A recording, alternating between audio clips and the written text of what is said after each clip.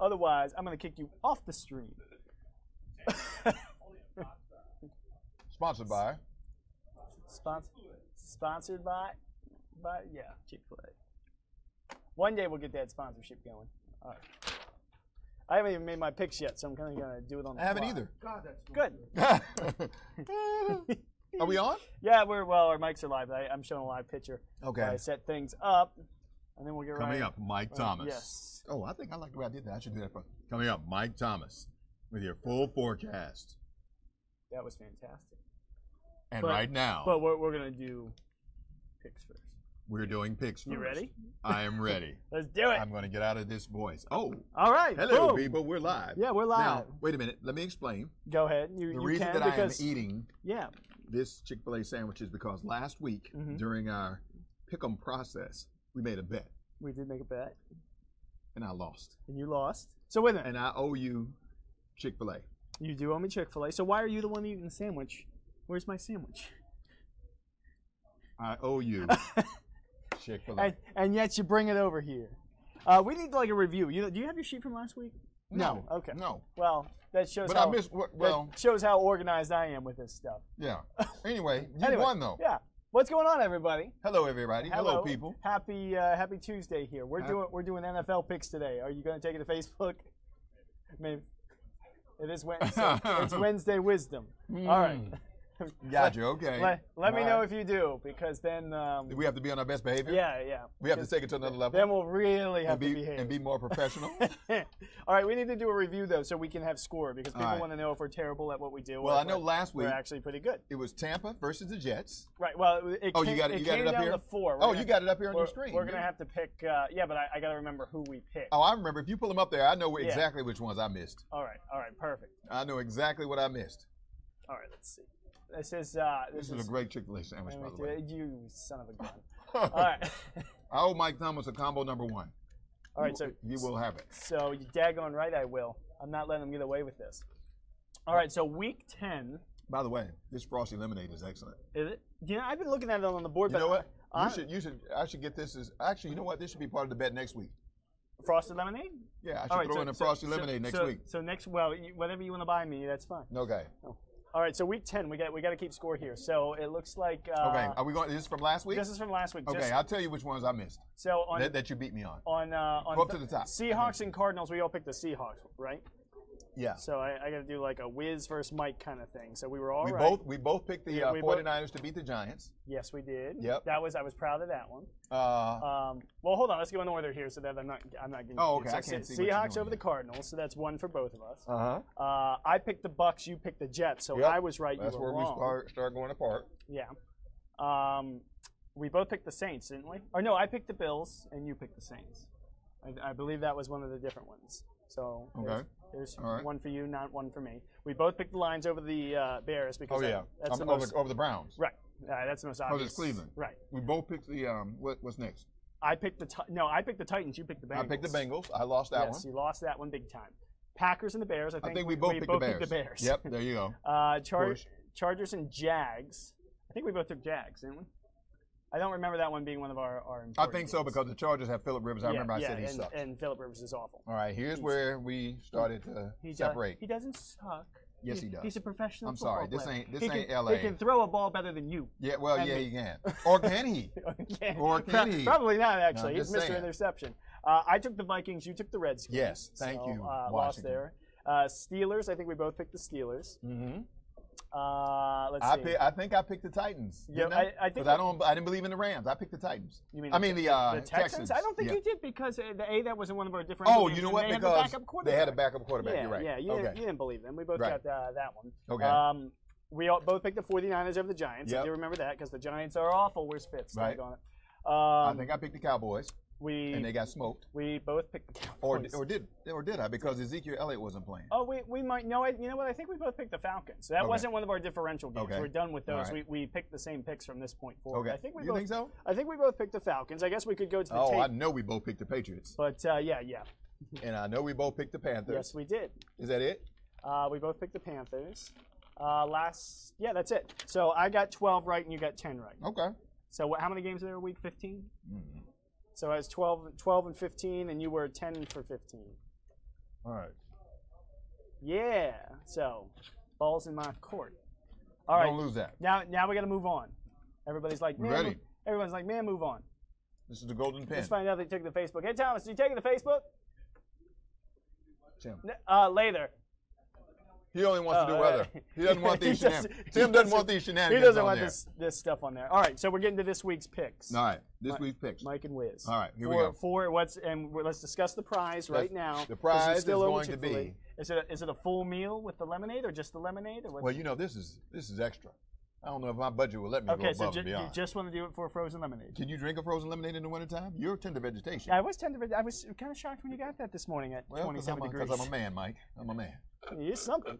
All right, just a frozen lemonade. Whatever you want another combo number one? I want a car. Okay, well, you're not getting a car. Okay, well, let's keep it in frozen, reality. Okay, we'll mix it up each week. So frozen lemonade this week. Okay. But you still you owe me a sandwich. Mm-hmm. Done. Man, this is good. Tomorrow. After work. All right. Let's. Okay. All right. So look, I was in discussions with Emily, who is our social media chair. Okay. And she tells me all these copyright rules, that it's the NFL, so we can't use logos. I can't show any highlights, so it's sort of just us talking. But you're working with a creative genius here. You are a genius when it comes to technology. I try. Okay, so what did you come up with, genius? I went through and I made my own sort of logos. Really? So, yeah, look at it. Tell me this isn't the best thing you've ever seen. Okay, it's not the best thing I've ever seen. Okay. I'm working with Microsoft Paint here, Dad. Wow. It's great, though. Well, see, and I couldn't put NFL in there, so I had to just call it the Professional Football League. You know what? That's better than anything I've done since grade school, for sure. All right. All right, cool. Okay. All right, so game one. Game one. All right, that ready we to get have on to with the pick picks? Yeah, let's do it. The graphic's kind of throwing me off. Oh, don't worry, we got another one. Okay. There's another graphic. No, wait. There we go. All right, so first game. That would be Jupiter's moon, or is it Saturn? I think it's Jupiter's moon, Titan. Now this is creative. This is Titan versus Steelers. This is genius. Well, thank you. See, I try for the. This is genius. But I can't remember. I think it's Jupiter's moon. It's either Jupiter or Saturn. I should know that one. It's irrelevant because so if someone's watching, tell me if Titan's Jupiter or Saturn. Because the Titans are going to beat the Steelers. Oh, really? No, I'm just kidding. At home? Steelers. If there's one place that the Steelers actually play halfway decent, it's at home. Steelers. I think totally different if it was on the road, but I agree. Steelers is my pick for this week as well. Okay. All right, so that's game one. That's Thursday night. Next, not another thought. 1 o'clock, we got the Lions and the Bears. Let's not waste any time, Lions. Yeah, Lions. We're not going to waste any time. We're not going to waste your time. Stafford's having pretty daggone good year. Yeah, they're a better team. They're a better coach. They're better all around than the Bears. All right, next one. Okay. Jags at the Browns. I got it. Just like I see what you did right there, okay, and just like their logo that you've created right here, they're not going to do anything. Nothing. Yeah. Nothing. Poop Brown. Yeah. Because they're nothing versus the Jaguars, who are actually pretty good this year. So, Jags aren't half bad. They've beaten a couple big teams. So that's easy. Yes. Love the graphic though. Okay, thank you. All right. Are you ready for this one? I'm ready for the next. How about the Ravens visiting the Pack, who we picked against this week? Right. And we lost. This game is in Green Bay. It is in Green Bay. It is in Cheese Capital. The cheese will be out. Yeah, all right. And I know that Baltimore's awful, but they got to turn it around sooner or later at some point, right? Mm-hmm. You would think, or you would hope. You would hope. If you believe in Joe Flacco, because he did have one good year of football. He got paid. He got paid. He hadn't done anything since then. Except collect the check. Except collect those checks and get hurt all the time. 120 mil? I don't know. It's some crazy amount of money. Not a believer in Joe Flacco, so let's not waste anybody's time anymore. Let's go with Green Bay. Actually, daggone it, I was thinking that we'd differentiate on that. No, I'm going to go Green Bay. I have no faith in Baltimore from here on out. I'm going Pack. Pack attack. Yep, Pack attack. All Pack right, attack. next. All right, so we're in agreement so far. Yep. Snowy Cardinals at the Angry Texans. Yeah, all right. So both you hit it on the head again because the Cardinals, the whole team is frozen in time. They never do anything. And the Texans should be angry because they don't have a quarterback now that Deshaun Watson is out. Actually, both teams are playing with backup quarterbacks. Playing with backup quarterbacks. Yeah, and then even the backup quarterback on the Cardinals is hurt. They don't even know if he's playing. The game is in Houston. I don't know. This one is this is a toss-up. Just because it's in Houston and Houston has the better defense, I'm going Houston. Yeah, I'm going to all right. Yeah. We're really going out on a limb so far with these imaginary picks. coin, rock, paper, scissors. Houston is darts to the board. I got AP in my fantasy league, so I'm rooting for the Cardinals, but I think the Texans will win. You know what? I'll go Texans. All right, next. All right, next. So far, no differences. Wow. This is another stinky game.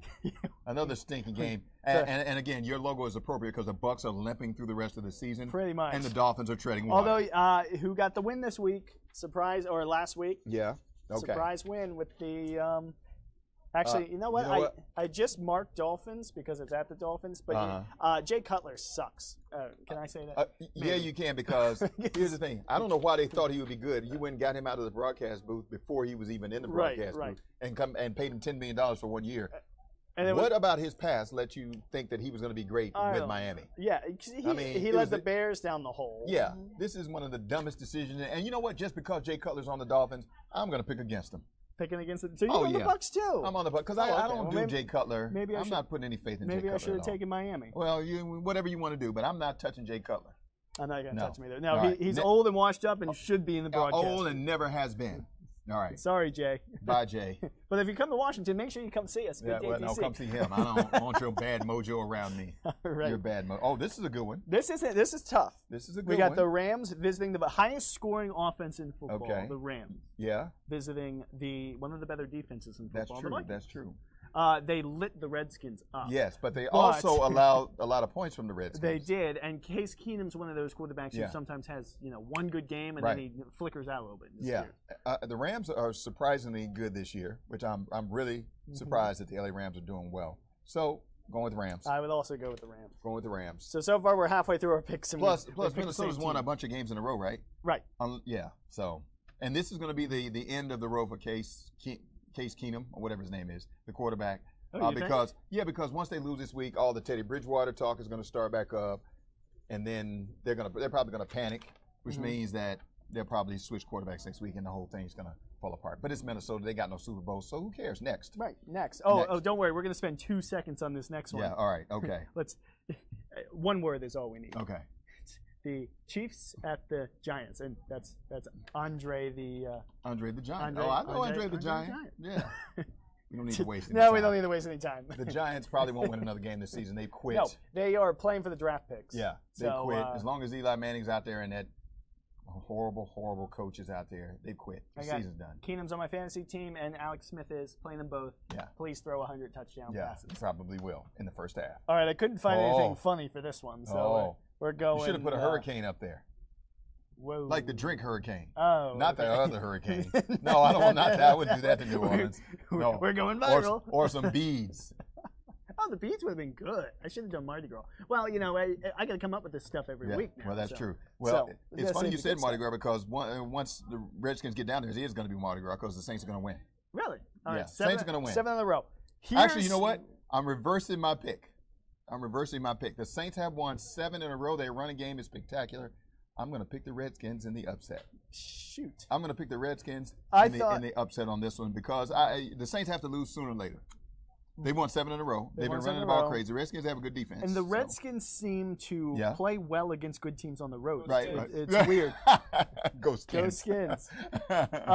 Look, I think that I was going to do the same thing. I was like, let's give the upset pick. Because I think the Redskins are winning, but just because we've had the same daggone pick, I'll take the Saints and go for 8 in a row. Okay. All right. Okay. Because it's sort of like a toss-up. Okay. Sort of. Right. So there we go. Finally, we're different on something. Okay. All right. This is an interesting one. Okay. We got the Buffalo Bills. Yeah. At what used to be the San Diego, but now Los Angeles. Now they're in Los Angeles Chargers. Here's what's interesting. Breaking news today was that their backup's starting. Who's the backup? Tyrod Taylor is benched for this weekend. Who is it? I don't even know who the backup is. I just saw that on NFL.com while I was. What about who's starting for San Diego? Phillip Rivers? It's got to be, Mr. Interception himself. Well, that kind of evens it out, though. Yeah, but LA's actually got a halfway decent, even though the offense keeps giving the ball to the other team's offense. Yeah. LA's got a halfway decent defense. You know what? I never buy into Buffalo anyway. I want to tell you who the quarterback is. Yeah. I really don't think it's going to matter. Wait, actually, it might matter. Bills will start. It might matter. Peterman. Jay Peterman from Seinfeld? Is that it? Yeah, I see it right up. Look at the top right there on the right. Right underneath the KFC box. To the right. Underneath KFC. Right there. Oh, yeah. Peterman over Tyrod. Yeah, right there. Nathan Peterman. Oh, my gosh. I don't know who the heck that is. So. San Diego Chargers. I'm going Chargers. Yeah. San Diego Chargers. So Actually, okay, San Diego Chargers. That's or LA Chargers. I don't know if something's wrong with. I mean, I didn't read. They're just mad. They might be just mad because they did look horrendous. Last week. All right. I don't get it, but whatever. All right. This guy, I don't know. The team that didn't do so well here. This is another tough pick coming up here. The team that didn't do so well for you last week, the Bengals. Yep. But they get a bye week against the Broncos. You think? But Bengals all the way. All right. Look, the no-fly zone has been letting planes in through and through and through lately. Right. But I think in Denver they take advantage of the Bengals. So I will go. I just feel like they're finally going to break out and actually going to win. All right. So I will. I'll go different from you. I'll go Broncos. Okay. You're being contrarian, but okay. Okay. And this next one. Patriots. Patriots. Move on. The Raiders. Move on. No, not moving on. Raiders. What? Stop the presses. You're picking the Raiders over the Patriots? Derek Carr's and hopefully our boss isn't one of the ones watching. Touch my pearls. But you're picking the Tom Brady's a better quarterback. Derek Carr's not a bad quarterback. Okay. Derek Carr is going up against one of the worst defenses in the league this year. He does have good receivers, Amari Cooper and Michael Crabtree. Crabtree's been consistently good this year. Okay, all right. So I'm going to, since it's at home, if it was in New England, I would absolutely take the Patriots. But since it's not, I'm going to take the Raiders on this one. All right. See, he's giving me the thumbs up. Oh, who's that? This guy. Oh my gosh. I'm like, who are you talking about? The swashbuckling Raider. Okay. All right. All right. Next one. Eagles here's another tough one. Not for me. Big matchup. Not for you. Not for me. Eagle fly high? Eagles die. Oh. The streak ends this week. Dallas Cowboys is going to get them. See, now, unfortunately, I'm going to have to go with you because. And here's my thing with the Eagles. All right. They're on a roll right now, but the Eagles do this quite frequently. Every couple of years, they put together a decent team and they make a run during the regular season. Everybody gets all on board, starts fly, Eagles, fly, all that garbage. Then they get in the playoffs and then they get smoked by somebody and then it's over and they fall back to the rest of the pack. They're the only team in the division that does not have a Super Bowl. I'm not drinking the Eagles Kool-Aid. I'm not going to do it. I agree with you. They're hot right now. This is a division game in Dallas. Dallas just got smoked. I'm going with the Cowboys. I shockingly agree with you for the first time in a long time. I think the Eagles are overrated. Carson Wentz is good, but he's not there yet. He's still developing. And I don't think Dallas loses much at home. They just lost to the Falcons. They're angry. They're hungry. I think they get the win. And I think Alfred Morris is going to play a big part in that. Speaking of the Falcons, Monday Night Football. Oh, now this is a tough one. This is a tough one. Which bird is which? Oh, no, I know. I see it. I see what you did right there. That's a falcon, and that's a hawk. Actually, you know what? I did get them mixed up. Without looking at the paper, I did get them mixed up. Right? See, I actually thought the one on the left was the Seahawk because he's got some Seahawks colors, just a tad bit. Just a touch. With the yellow, but whatever. According to my expert Googling, that's a falcon and that's a hawk. But aren't they kind of like interchangeable? I think they're like distant cousins or something. Who knows? Who knows? They're birds. They're birds. Now, what's not interchangeable is the way these two teams have been playing in the last couple of years. Now, I know the Falcons smoked Dallas last week. Smoked. But that, by smoked, I think it was a 3-point game. Yeah, without Ezekiel Elliott, I think it would have been a whole different ball game. So that's another team where I never like to drink their Kool-Aid. Don't drink the Kool-Aid. I don't trust the Falcons. I don't trust Matt Ryan. I don't do Falcons. I don't do it. I do Atlanta Falcons fans. They're like, yawn. I mean, I can't do it with the Falcons. But then again, I do like the Seahawks. I like Russell Wilson. I like his escapability, his match. He's an underrated quarterback to me. I like the receiving core. They don't run the ball enough. A lot of injuries. Richard Sherman's gone. He's hurt. out for the season. Oh, that's a tough call. They tough are call. in Seattle. They are in Seattle, and they don't lose much with the Redskins that beat them there. Well, but then it helps when you got a field goal kicker who can't kick field goals. That's true. But I bet you they've fixed that problem this week. That's for sure. And they're coming off a bye, aren't they? No, I can't remember who they beat. Did they have a bye last week? They lost. They lost to the Redskins. They lost to the Redskins. I don't know if they played. Something tells me they had No, they won last week. Who'd they beat? Because they played that Thursday night game with those ugly uniforms, which, by the way, Thursday night football should be outlawed. Oh, you're right. Yeah. Yeah. Oh. No wonder I thought they had a bye. They're uniforms. Yeah. That should be outlawed. Thursday night football, despicable. All right. So Seahawks. Go Hawks. Good. I'll go against you because Go Hawks. I think the Hawks defense has looked a little suspect. And unlike you, I like the Falcons receiving core better of Julio Jones, who they finally got involved much more last week. Right. Sanu's good. They're using the Hooper. Hooper's one of the better tight ends. They got a good running back too. I think Freeman. Yeah, but he's hurt. He's likely. Is it Booker? He's likely out. So, is he? But they got a really good backup in Coleman. They're basically 1-2 in the running back 1 situations. So Coleman will do just fine. All right. Okay. And unlike Freeman, Coleman's good in the in the pass. He's good on the pass game. He's like a Thompson. Okay. For the Redskins. All right. I think that does. I'm not buying it. So Go Hawks. The big games, we have 3 of them, right? Yeah. So what do we have? Falcons and Seahawks were different. Chargers and Bill. No. Saints and Skins were different. I took the Saints. You took the Skins. You've just cursed them, by the way. Well, I don't believe. And that's another thing. People need to stop telling me that every time I pick the Skins, they lose. That ends this week, okay? That ends this week. There is no curse when it comes to me picking the Skins. So there we go. Peanut gallery over here. That's Gary McGrady. Yeah. Gary McGrady. Gary McGrady. I actually think we have 4 because the Bengals and the Broncos were different on, and the Pats and the Bengals and the Broncos. Yeah, I took the Broncos. You took the Bengals, and I took the Raiders. You took the Pats, right?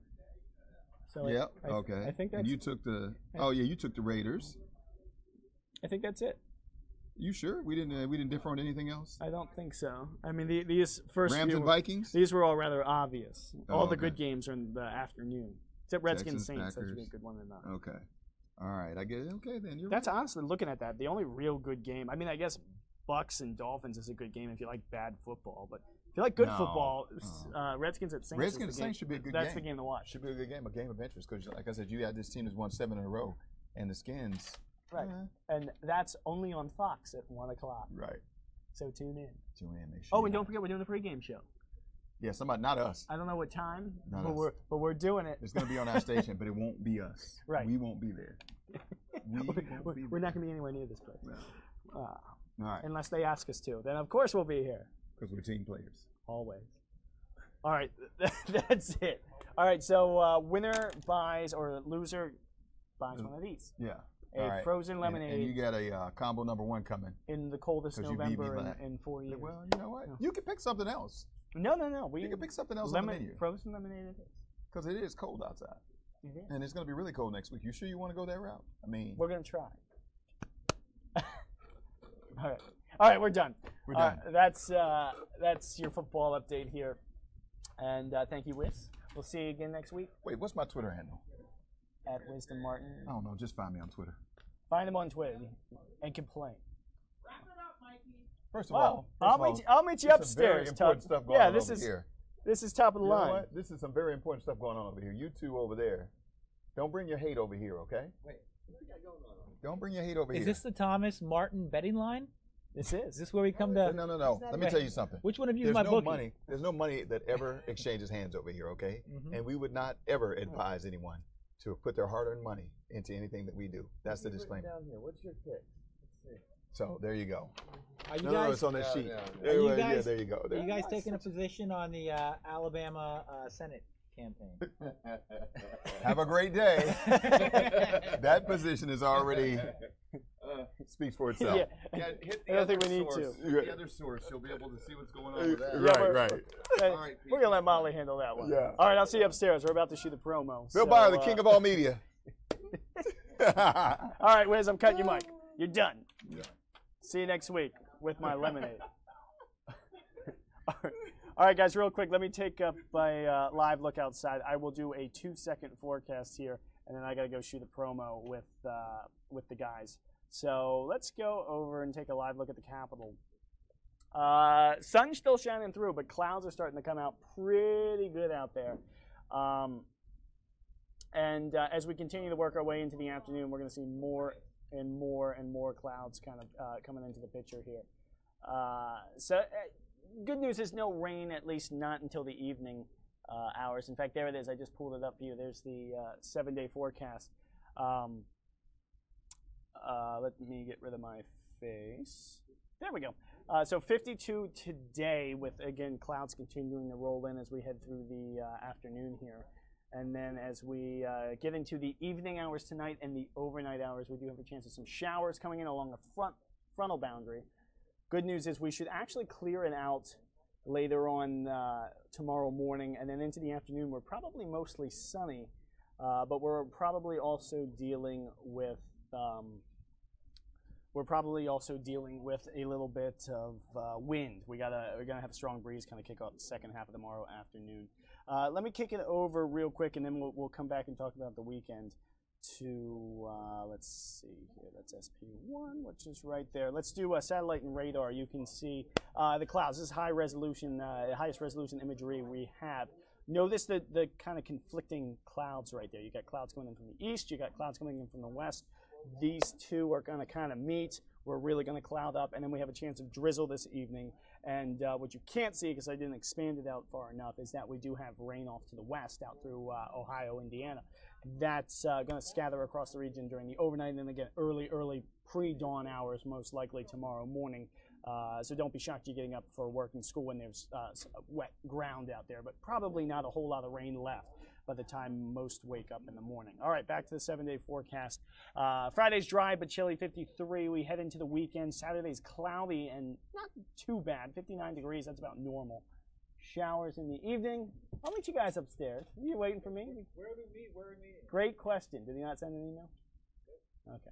All right, guys, I gotta go do a promo. Weekend's not a washout, but Saturday night and the Sunday's best chance of rain. We'll clear it out Sunday afternoon. Temperatures dropping all day. We're in the 30s probably by the afternoon hours. Monday sunny and bright, but cold.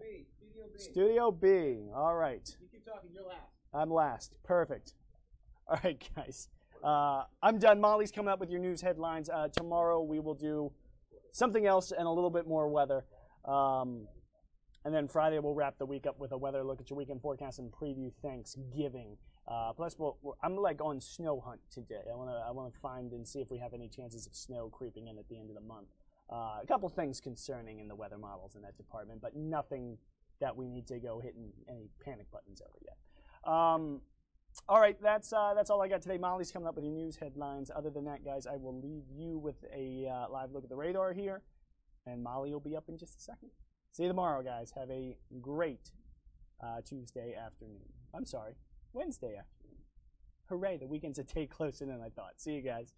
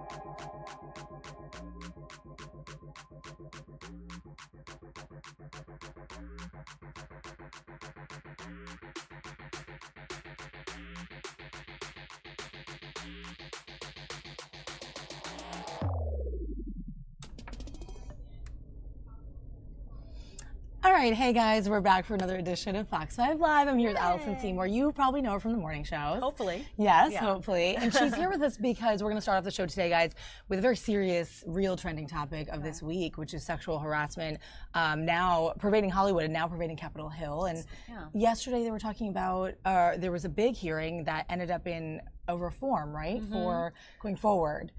Trying to make some changes. It's pretty crazy, and what really came out of it for me was all of the steps, and I don't have it in front of me, but the steps that the accusers have to go through. It really, I would imagine, would deter a lot of people. Now look, I understand. I would not support anybody coming with false allegations. You know, but the steps that, in this case, mostly women have to go through to prove that they have been sexually harassed on the Hill, it was so eye-opening. I mean, mediation, what else? There's counseling. There is then like an up to 90-day, I believe, waiting period before any real claim can be filed. And then for me, the saddest part was that Congress people get a free attorney or free legal services, and the accuser does not. Oh, really? After all of that, and the balance of power is in, I think the thing that's the common thread, the balance of power is with the person who probably can afford their own attorney versus Hill staffers or people starting out or even lower level staff people. But if you're going, and that's on the taxpayer's dime, to the tune of, I believe it was like $15 million had been paid out for representation over the years. So I'm really hoping that any sort of legislation that was introduced really gets fast-tracked through so that there will be a real clear deterrent to harassing usually women in power and not in power. Do you know what I mean? Lower exactly. And you feel desperate. You feel like, well, I want to work here. I believe in what the good of Congress, and this is where I want to be.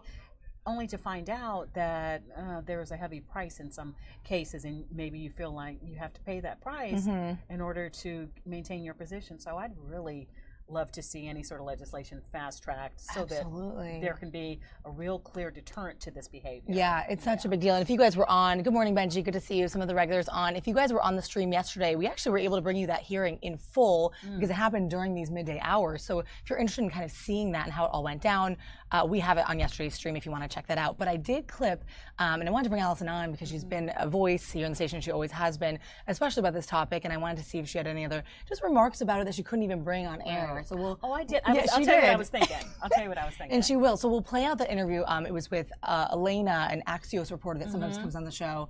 And it's about 6 minutes. So we're going to play that out from this morning and then chat a little more with Allison. So here it is, guys.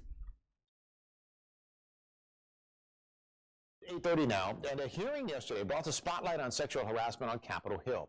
Some members of Congress testified to hearing about scandalous behavior by colleagues or former members. California Representative Jackie Spear says that she herself was victimized when she was a Hill staffer years ago. And Virginia Congresswoman Barbara Comstock says that she knows a former staffer who had a congressman expose himself to her. A young staffer had been asked to go to a member's residence to bring some documents and was greeted with a member in a towel who then brought her in and exposed himself, and she left. And she decided to quit the office and has moved on. Joining us now with more, Axios reporter Elena Trina, who's been covering a wide swath of harassment stories from Hollywood, now here to the Hill in Washington. Good to see you, Elena. Before we get into the policy here that exists and what may change, how prevalent are you finding that harassment is on the Hill? Very prevalent. There's actually been a story that came out from CNN yesterday. There's these unwritten rules on Capitol Hill that have circulated for years about which men to avoid and not getting on elevators alone with men. So things like that show that it's really been an issue for so long, and it's finally coming to light now after Harvey Weinstein and other men who have been exposed in this kind of revolution. What I found so fascinating and horrifying, if I'm honest, is the process that women have had to go through if they believe that they were sexually harassed or assaulted. I mean, it is lengthy. I'll let you get into it. Starts with counseling. And then the kicker for me is that at the end, if a case is brought, the congressperson gets a free lawyer, but the accuser does not. How can this stand? But tell me about the rules here, first of all. What do women have to go through if they accuse a congressperson of harassment? Right. Well, it's mind-blowing. It's a crazy process, Right, especially, you know, right. it's the 21st century. It's not the 1900s. Right. But so it is a bit of a long process. You have 30 days of counseling that they must go through. And this is the accuser. This is the accuser, yes. Right. So the accuser has to go through 90 days of counseling, or 30 days of counseling. And then after that, they go through this mandatory non-disclosure agreement and a mediation process with the person who is accused, which you can imagine is probably traumatizing for the accuser. And at that point, as you said, the accused gets a free lawyer from the Hill, but the accuser doesn't. And then after that, after another waiting period, then they can go forth and file a claim. And that's one thing that I think a lot of the women who were testifying yesterday are saying, you know, this values the institution more than it does the individuals. And that's a huge problem, especially seeing as it's such a systemic thing with so many people, more than 50 women and men on the Hill have discussed and brought up. Absolutely protects the members, and it makes it nearly impossible for somebody to want to come forward, knowing how much red tape that you have to go through. And it almost, you know, paints the victim as being victimized twice, once by the accused and once as by the system. But it's also troubling that we, the taxpayer, are now footing the bills of attorneys to pay for the members who may be accused in cases like this, while those who are sexually harassed have to foot the own bill. Any thought that this might change? Will Congress take the lead here in doing more than just saying, look, it's a sensitive issue, let's go through sensitivity training, which is what most companies in America do. Will it go farther than that? Right. So we did see Paul Ryan come out yesterday and say we're going to have mandatory training, but of course there needs to be more than that, and that's what Rep. Spear said yesterday. She's hoping, she's actually going to be bringing forth a bill today with Senator Gillibrand and some other bipartisan members of Congress to streamline this process, make it much quicker than the 90 days that they have already that you have to wait, as well as make it more transparent, which is very necessary. She's not sure that'll be a retroactive thing where Congress members who have been accused already are named, but moving forward, that's the hope. She's working on it. In fact, we have some sound from the representative yesterday. Let's take a listen. These harasser propositions such as, are you going to be a good girl? To perpetrators exposing their genitals, to victims having their private parts grabbed on the House floor. All they ask in return as staff members is to be able to work in a hostile-free work environment. So that this is coming to light now, moving forward, especially with what we're seeing in Hollywood, can we expect anything to change as far as the culture of the Hill? Can we truly expect it to change? I think so. That's the hope. I mean, it's unclear, you know, to predict the future, but I think that right now there's so much coming to light and coming forward, and women aren't as afraid anymore. There's not going to be as much backlash.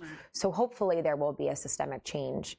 And that's what I think Spear and Comstock and others are trying to Interesting when you look at it with what's going on in Alabama now. You have a very defiant Senate candidate who says, I'm not stepping down. These allegations are bunk. It's Washington doing this. So I guess we'll have to wait and see. But I certainly hope it does change. I think time is going to tell, though, because I think this is something that you have to act quickly on, because I think it would be very telling if anybody, say the congresswoman, the members who are pushing this change, if anybody voted against that, and they did it in the near future, that would be very tough for them to continue on. Okay, well, we'll wait and see. Hopefully this is shining a spotlight. Thank you for all the reporting you're doing on this as well. Thank you so much for having me. Alrighty. 8:36, let's check in with Tucker.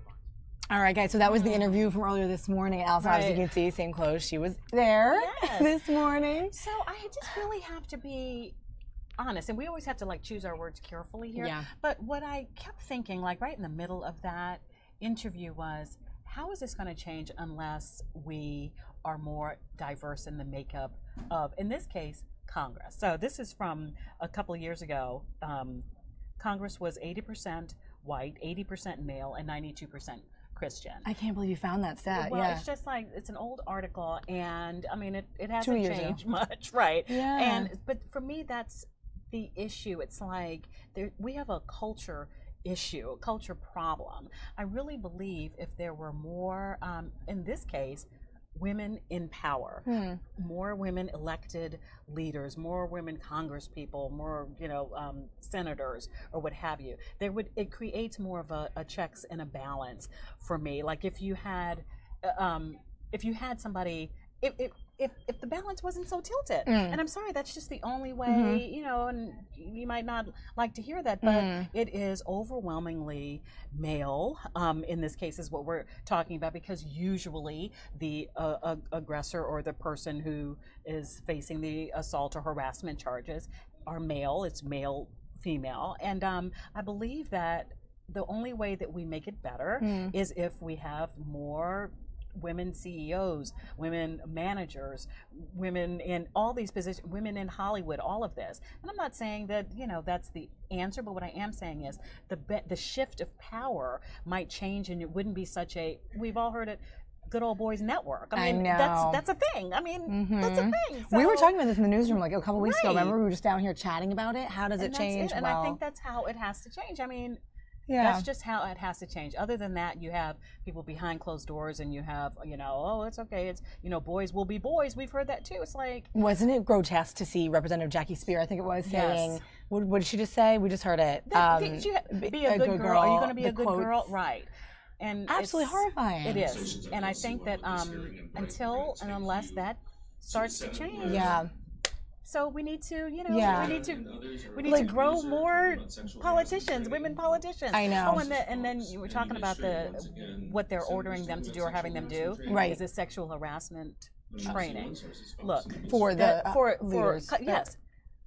Give me a break. We have that in every corporation anyway, right? We have that by already. law. And it's bad behavior, and you know better. You know that I would not sit here and attempt to grab or to grope you or speak inappropriately to you. That is not acceptable behavior. But I think for so long it's just been that, boys will be boys mentality. And I think that we just have to nip it in the bud as we're growing up our young men or whatever. Yeah. And I wonder, like, if anything, because this was a huge hearing yesterday, if the reform kind of rules now that they just illuminated, we saw on screen, will really, like Steve said in the interview, will they act fast and something will happen, or is it just going to dissolve? I hope it does not. I think that I really do believe that we're in this really special time right now. I do, even though it seems so dark and it seems so outrageous. I think we have a real call to action right now. I think that women are feeling more empowered.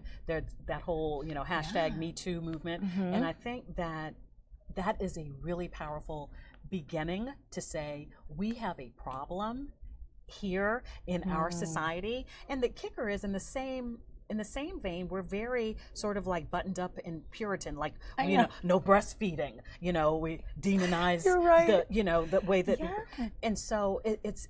I think that's it's a weird hypocritical. I think that I think we have to get real on where we are, and where we are is that we have a problem.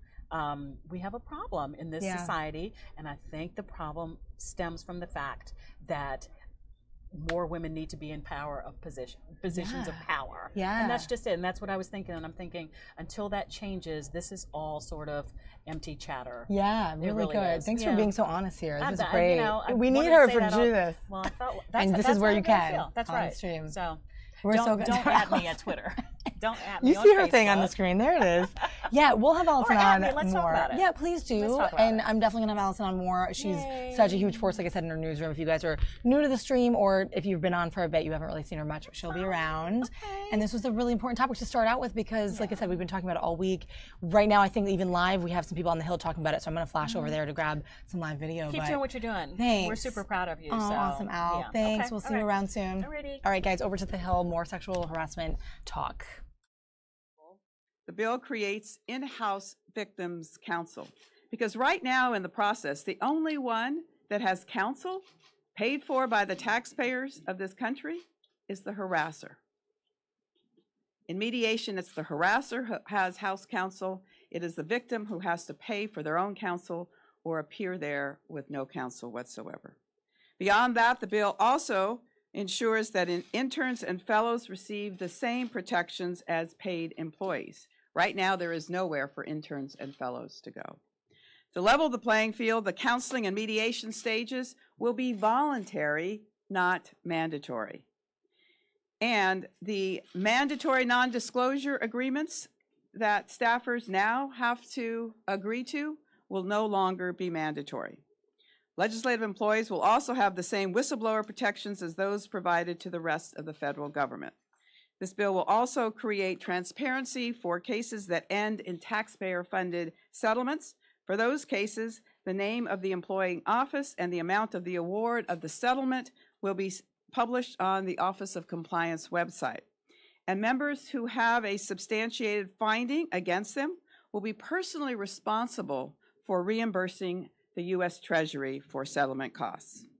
The Me Too movement is about bringing light to a very dark corner of our society, and I'm heartened that there is enthusiastic support from colleagues on both sides of the aisle. I particularly want to thank Speaker Ryan for his announcement yesterday that all members and staff will now be required to have sexual harassment prevention training.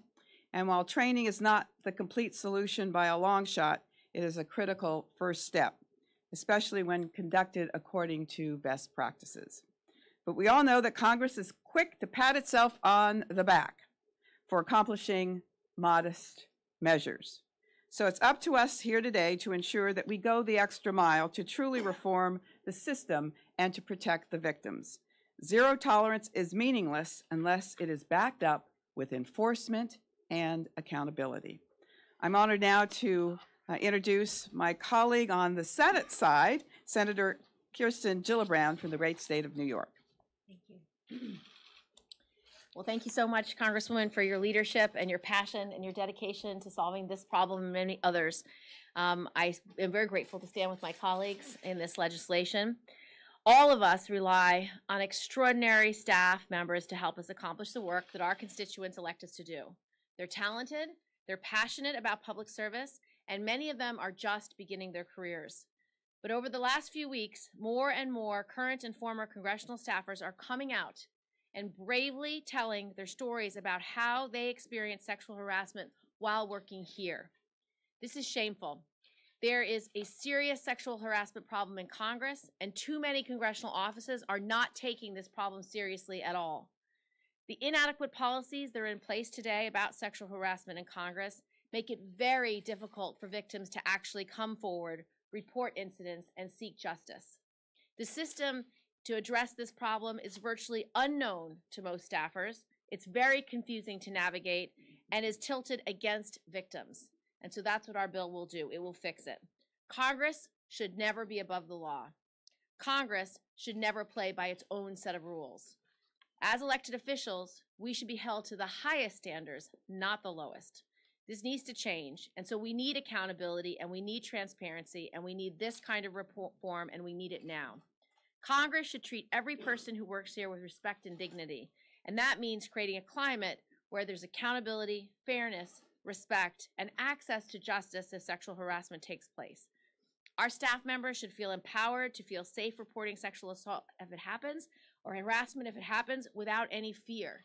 If sexual harassment happens in one of our offices, we must immediately act to stop it, to show leadership, and make it clear that we won't allow it to continue. We should never tolerate a climate in our office where our staffers face sexual harassment, where it's from a member of Congress or whether it's from a fellow staff member. And we should never tolerate a climate in our offices where staffers feel uncomfortable reporting incidents that happen to them. And we should never tolerate a climate in our offices where staffers feel that they can get away with sexual harassment against any of their colleagues. The entire Congress, every one of our offices, should be held to this high standard, and anything less is unacceptable and inexcusable. There are real costs to sexual harassment in the workplace. We know that many people quit their jobs because of it, which can throw off their entire trajectory for their careers. They lose out on promotions, they lose out on raises, they lose out on opportunity. What we are seeing from the powerful Me Too campaign is that sexual assault and harassment are pervasive across the entire society, regardless of the industry, regardless of political ideology, regardless of age, and regardless of gender. What we are seeing time and again in institutions all around the country is a culture where power and fear keep sexual assault and sexual harassment in the shadows. Congress is not immune from this scourge, and so we cannot wish it away. We cannot simply train ourselves out of it. We have to go much further. The women and men coming forward are our inspiration because they are changing society in a way that is making it unacceptable for people to turn a blind eye to sexual violence and sexual harassment. They're showing that we can build a more just society for ourselves, our families, and future generations by shining a light on that injustice and saying that we won't accept it anymore. So we have to ensure that Congress handles complaints to create an environment where staffers can come forward if something happens without having fear that their careers are ruined. And we have good legislation to do this. As Jackie said, our bill will modernize and streamline the process for sexual harassment victims to report to the Office of Compliance. It will create a designated person within the Office of Compliance to serve as a confidential advisor for victims of harassment. We have found this to be effective in other law enforcement settings. It would require mandatory annual anti-discrimination and harassment training for both members and staff because there should be no excuse for any of us not to know how to deal with this in our offices. The bill would remove the current daunting requirement that victims go through mediation before filing a complaint against an assailant, which no doubt has discouraged many victims from filing complaints. It would require a climate survey to give us a comprehensive analysis of the scope of the problem in Congress. And it would give interns in our office the same access and resources as staff members. It would require that every office post notices that detail the rights and protections of employees so there's no ambiguity about what is allowed and what isn't and when it comes to discrimination and harassment. So I urge all of my colleagues and everyone listening or watching to fight for this change. We have to create a workplace climate where our staff members can do their jobs without fear of this kind of behavior. And when it does happen, they should be able to report it and be able to not have any fear of retaliation and no fear that their lives and jobs will be ruined. This is a really important fight, and it's one all of us have to fight for. Thank you. Thank you, Senator. Now we're going to hear from Congressman Ryan Costello, who has been an advocate for making sure that those who are victims of revenge porn also find justice. Thank you. I am certainly proud to work with Congresswoman Spear on introducing the Cease resolution. And first, I want to thank her for her advocacy and her work, not just raising awareness, but putting pen to paper and crafting legislation as described by herself and Senator Gillibrand, which we think really hits the mark on what needs to happen in Congress. We should be an example of what should be happening in the workplace as it relates to ridding the workplace environment of harassment. The Me Too Congress Act is very, very important. And here we are taking a public and unified stance that this type of behavior is not only inappropriate, but it's wrong and it has no place in our society. While many, if not most, congressional offices, mine included, have policies in place regarding sexual harassment, this legislation will require annual sexual harassment training, which my staff and I have completed. The details of this bill I don't want to reiterate because I think my colleagues before me went into great detail. We all have other things to do today, right?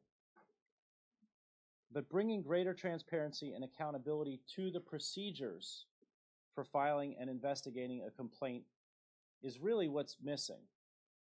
And it is very unfortunate that it has taken this long to shine a light on just how opaque, how confusing, and almost how invisible it is to go about accessing the right set of tools in order to file a complaint. Congress must have a well-defined standard to addressing this issue, and the processes must be clear for everyone. That's individuals making the report, the accused, as well as for whistleblowers. This bill also calls for regular surveys of members of Congress and staff to ensure that the law is working, to make sure the information is accurate, and that responses are anonymous and confidential. The federal government should be a leader on this. This bill is long overdue. It's an important step in supporting a professional, safe, responsible work environment, and I hope to see it signed into law. Thank you. Thank you, Congressman. Next, we have Congresswoman Ann McLean Custer. She is the author of and one of the co-chairs of the Sexual Violence Prevention Bipartisan Task Force. Great. Thank you, Jackie, and thank you for your leadership. I'm so proud to join my colleagues on both sides of the aisle today in co-sponsoring the Me Too Congress Act. While working as a staffer almost 4 decades ago here in Congress, I myself was sexually assaulted by a guest of the United States Congress, and I had no place to turn. There was no concept of sexual harassment. I had no one that I could tell, and I had nothing that I could do about that situation. So here I find myself 4 decades later in Congress working with Jackie Spear, who had a similar experience when we were on staff together. I had not received any training about how to handle this incident and was completely unprepared to address it. In fact, sadly, I did not even tell anyone for almost 40 years until last year when we started this discussion after the very brave young woman, Emily Doe, out in the Stanford University case, and members started coming forward sharing their own stories with each other. And I just want to give a shout out to the Me Too campaign online and just the difference that that has made in the environment. We're seeing extraordinary social change over the last month. And I, for one, believe that this kind of education and prevention will help us stop sexual violence in the workplace, in the military, on our college campuses, and most importantly for us and for many people working here right here on Capitol Hill. Sadly, sexual violence and harassment are all too common on Capitol Hill, and this violence creates a hostile work environment that inhibits Congress from properly serving the American people. This legislation ensures that everyone working on Capitol Hill, from the new interns, the most junior staffers, to members of Congress ourselves, will receive training, and annual harassment training that incorporates the best practices for sexual violence prevention and education. Ignorance will no longer be an excuse for this sort of behavior. As I said to one of my colleagues yesterday, everyone is on notice now. No one has any excuse. This bill reforms the administrative process for investigating and resolving the complaints, and most importantly, it empowers the survivors with the knowledge that their complaint will be administered fairly. And I want to specifically make a note that there is a procedure for anonymous reporting for purposes of accessing counseling for the survivor. I think something that's been lost in this debate over the last 4 decades is that for many people, they may choose not to name the perpetrator, but they may simply need to process and get results and resources for their own recovery. And I think that's important, and we should have a process for that to happen. Over the past few months, hundreds of thousands of Americans have shared their experience with sexual violence and harassment through the Me Too campaign, and our offices are hearing stories every day. Their stories demonstrate what research and the stories of countless women have already shown to be true. Sexual harassment is an epidemic in our country, and unless we take efforts to stop it, it will continue to impact people's lives every single day. Their careers will be thwarted, their lives will be impacted, their personal relationships will be impacted, and the fact is, this is not okay. The bipartisan Me Too Congress Act provides that we take this issue seriously, and it's just the beginning of our work on sexual violence. We do, as Representative Spear mentioned, have a bipartisan task force to end sexual violence, bipartisan co-chairs, and if you'd like further information, be happy to see Will Pisano in the back. Thank you. And finally, Congressman Bruce Poliquin, who has been an enthusiastic supporter of both the Cease resolution and the Me Too Congress Act. I want to extend a big congratulations and a thank you to Jackie, for Congresswoman Spear, for heading up this effort. This is something that needs to be done. It's very clear, and I'm sure it takes a lot of courage to step up the way Jackie and Annie have both done. So I want to thank them very, very much. And you know, you look at Congress here, you look at the halls of Congress, we're all walking these halls every day, and a lot of these staffers are very young. And Ryan mentioned that, some of the other folks did. And those of us who have been blessed with kids, Jackie and I were just talking before we came on, we have kids about the same age. I'll tell you, we always worry about our kids, always, at all times of their lives, including during the early parts of their career.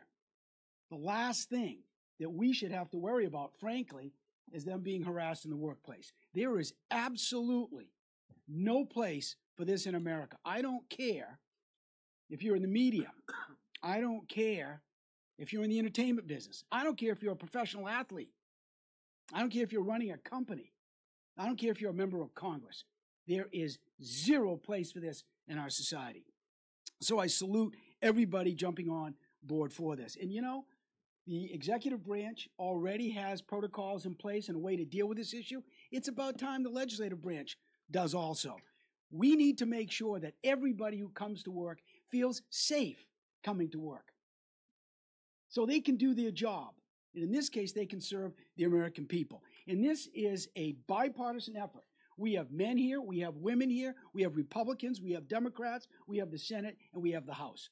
So we got a lot of work to do, but the first way to stop this, the best way to solve any problem, is to first bring awareness to that problem.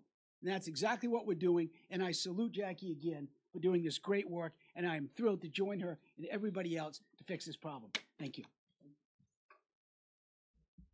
All right. We have a glitch here.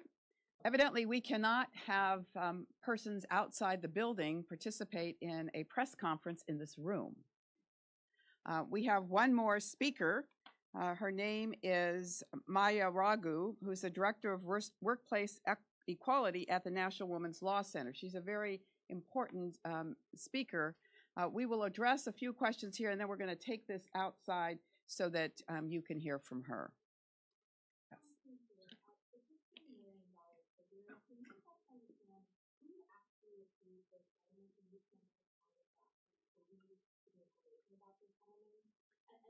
Secondly, on the two members of Congress that you mentioned yesterday at the hearing who said have been accused of sexual harassment, do you personally know who those members are? And in general, do you think that these members will be accused of this behavior?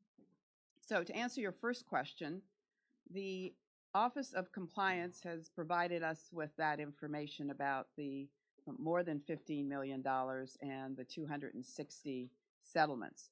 Those settlements, my understanding is, have to be approved by the House Administration Committee. And the House General Counsel, after representing the harasser, then has to change hats and go before the House Administration Committee and make the case for the settlement. So in my view, a gross conflict of interest as well. As to the second, we are here to protect victims. That's why we have contemplated this wholesale change and reform of the Office of Compliance, and it's the victims who want to be protected, and we will protect them. Yes.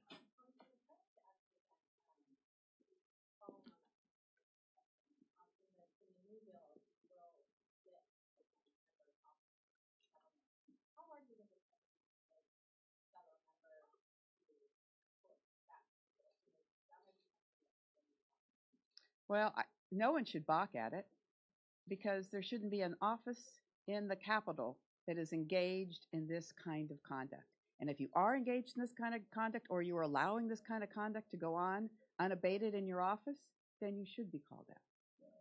And I just want to take exception. I don't think anyone will object to that because it impacts all of us.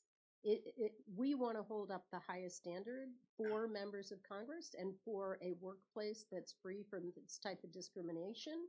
And frankly, our constituents expect that of us.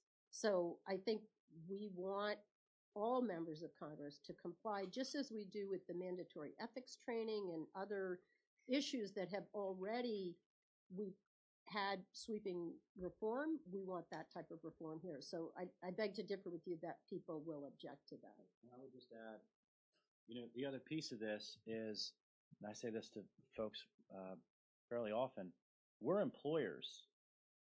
We have an obligation through our chief of staff or deputy chief of staff to have an HR department or component to our job. So how we would process that, how we would handle an employee if they were mistreated or they did raise a concern, speaks to the character and integrity of how we operate our offices. So I think I understand the direction or orientation of your question, but I would sort of just shine a light on the aspect of us making sure that we respect our staff enough to make sure that if they do have an issue, that we do confront it and that we have clear standards in place so that it is addressed properly. And I think all of our constituents will want to know that we take that obligation seriously, and through the mandatory training, there is no excuse not to handle these, a complaint if it were to arise, in a professional, responsible manner. And so that would be the other piece I'd like to add to Congresswoman Custer's. All right. Yes, next question. Roll call. You mentioned yesterday, obviously, $15 million figure. Is there any possible way out that this money, that the funds from the money could change, given the fact that it does pretty much come from taxpayer dollars? Would that all change under this legislation, or would it be that? Well, under the legislation, it would require that if, in fact, a member is responsible for the settlement, that they would be responsible for repaying the U.S. Treasury for that settlement personally, out of their personal funds. Yes.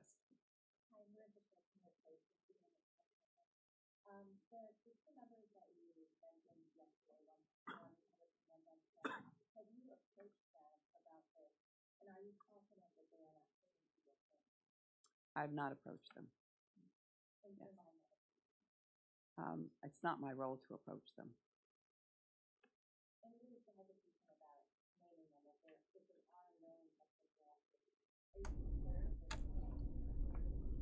All right, hey guys, from the newsroom, it's Molly Nevola here. Thanks for joining us on the stream today, guys. If you're on, do let me know and use the live chat and tell me where you are and who you are so we can kind of keep the conversation flowing. Not to keep it all somber today on this note, but I really did want to take in this video that was coming in now about the sexual harassment on the Hill and what they're doing to try to change that. We've seen it come out in Hollywood, and it's still ongoing. It's sort of creating this ripple effect where a ton of people are coming out to speak against some of the people that they've been victimized by. So speaking of Hollywood, in just a second, we're going to have Kevin McCarthy over here to talk about Justice League, which is premiering this weekend. Super excited for that. I actually have not gotten my tickets yet, but need to see it as I'm the hugest Wonder Woman fan. But we're going to get him over here to chat more about the premiere, which he reviewed today. Actually, the full review is on our website, guys. Fox5DC.com. We're going to be kind of parsing through that and talking about it a little bit more. But I want to take you to something a little more exciting going on right now and just tease out that we're going to be talking about Justice League in a second. But right now, outside the Capitol, Democrats are rallying against tax cuts, and they're talking tax reform. It's a little more exciting. So that's coming up next. We're going to be back with Kevin in a sec.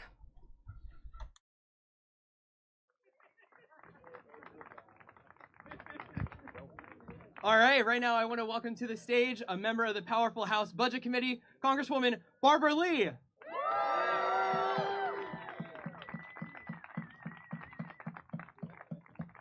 Well, thank you, my brothers and sisters, for, first of all, staying vigilant and, yes, staying woke, as we say in California. We're here to send a clear message to the Republicans. Not one penny and not on our watch. Not on our watch. 1 penny, not 1 penny, not 1 penny, not 1 penny. And they need to know, the Democrats and the American people, we're on to what they're doing. We're on to it. We know this for what it is. It's a tax scam. It's a tax scam. They want to rig the system and even further in favor of millionaires, billionaires, and corporations. We won't have it. They want 80% of the Ryan McConnell tax cuts They want it to go to the top 1%. We won't have that. And this means that 38 million middle-income households will face tax hikes. We don't want that. No way. Their tax scam eliminates student loan deductions. It eradicates medical expense deductions. How cruel can they get? And at a time when American workers are struggling to make ends meet, this bill makes it easier for corporations to ship jobs overseas.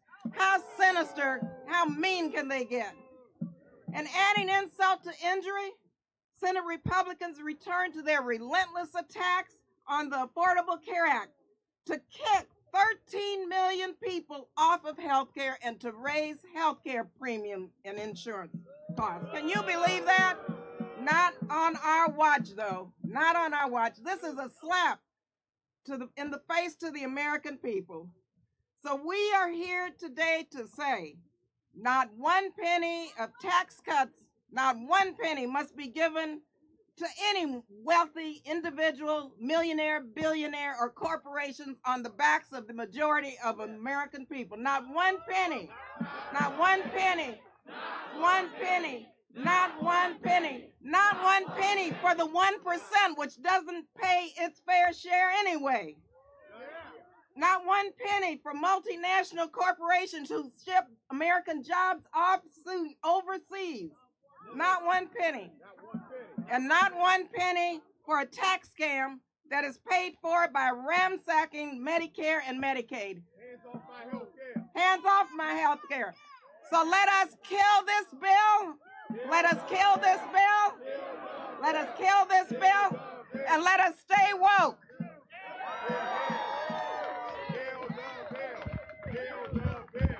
Kill the bill! Kill the bill! Let's welcome our next speaker from California's 27th, Representative Judy Chu. Thank you so much for being here. Your energy is exactly what we need for this dangerous tax bill. And with your help, will we kill this bill? Yeah. Well, you know, I'm on the House Ways and Means Committee. We just spent 4 straight days marking up this bill. And let me tell you that the Republicans gave us this bill only hours before it was to be heard. Not a single hearing, a bill that was made in the dark of night, going through with lightning speed. And did they want Democratic amendments? No, we did all kinds of amendments. Amendments that would actually help the middle class, such as expanding EITC, a work opportunity credit, expanding the American Opportunity Tax Credit. But did they pay attention? Of course not. And why? Because they are hoping that by going through this with lightning speed, you will buy their snake oil pitch that this bill is good for the middle class. They are hoping that you won't notice that this bill overwhelmingly benefits corporations and the rich. Yes, exactly. And in fact, we know that the real reason for this bill is to give a massive tax cut to corporations, 35% to 20%, which is a staggering cut that we've never seen before. And how are they doing it? On the backs of the middle class. Yes. They are eliminating the medical expense deduction. You know what? We might as well call it the Alzheimer's tax. Yeah, it's a tax on people with Alzheimer's and all kinds of diseases that are very expensive. This is exactly the deduction that families need to keep afloat. And they want to eliminate the student interest deduction for their loans. Can you believe that? This is what makes college affordable for students all across this country. Not only are they doing it for undergrads, also for graduate students. And on top of that, how about taking the little deduction that teachers take to keep their classrooms afloat. Yeah. So they cannot deduct the expenses for their paper and pencil, while corporations can deduct every business expense they have. Is that right? All right, guys, so that is the rally going on live right now outside the Capitol, and we can definitely come back to it in a little bit, but I totally want to switch gears, talk a little more Hollywood, some entertainment, because that's something that I love, and I know Kevin is here. Hey, what's going on, Molly? Hey, Kev. Good to see you. Walking into my shot, look at that. What's going on? Let me get the mic for you. Is it there? Okay, and I'm going to play out, Kevin was on this morning, he's around, I'm so glad to have him on. We're going to play your review of Justice League. Cool. And you wrote this awesome review online. It's so long and thorough. Thank you very much. I loved it. I parsed through it a little bit, there's some details. First of all, quick little shout out to Schultze. Thank you so much for saying that I could cosplay Wonder Woman, because that's like a dream. That would be awesome. Yeah, I was like, I've been asked that before, and I actually would love to. She's definitely one of my faves. Have you dressed up as Wonder Woman before? I haven't, and this year, especially for Halloween and stuff, everyone was like, you should do it, and I didn't. She was one of the most popular big this year.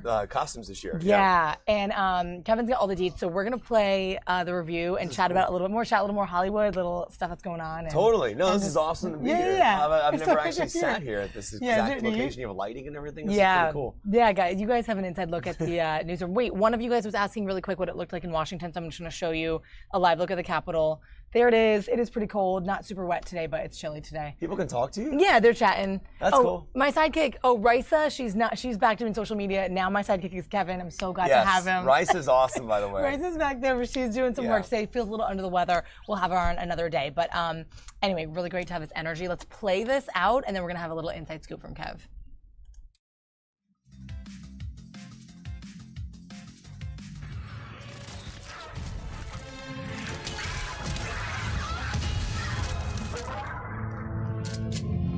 Heads up.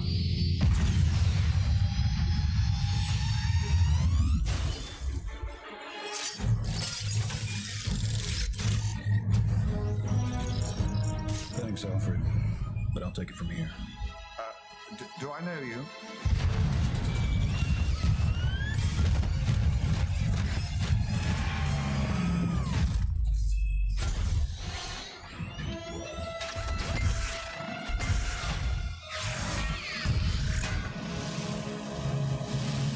Primitive beings.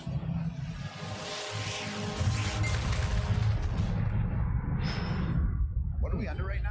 They look like they're a little surprised by his powers there. That's a clip from the all-new comic book adventure, Justice League, and the wait is finally over for the fans of the movie. Now, the movie hits theaters tomorrow night, but this morning, Kevin is letting us know if it's living up to all the hype and where it ranks when it comes to the DC Extended Universe. Good morning to you, Wiz. Kevin. Good to see you, buddy. Good to see you. What's going on? I can't wait to see it. All right, so what do you want to know?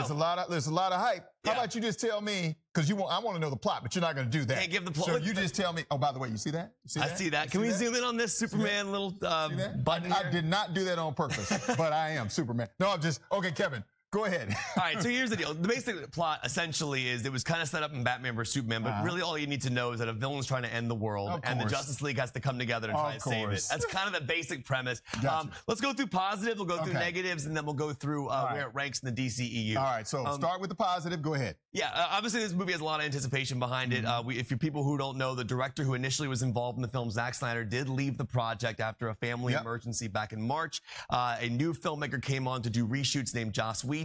So it's been a bit of a mess kind of behind the scenes. On a positive note, I think the hero moments are incredible. Every single member of the Justice League has their own amazing hero moment. There are 4 or maybe 5 scenes, in my opinion, that are worth the price of admission. And Chris saw it last night with me. The theater was crowded. Everyone was geeking out. That scene you just saw with the Nightcrawler is insane. The Wonder Woman introduction is incredible. I love Ben Affleck as Batman. I think he's the best Batman since Keaton, not counting Bale, because Bale was a great Bruce Wayne. Just didn't think he was a great Batman.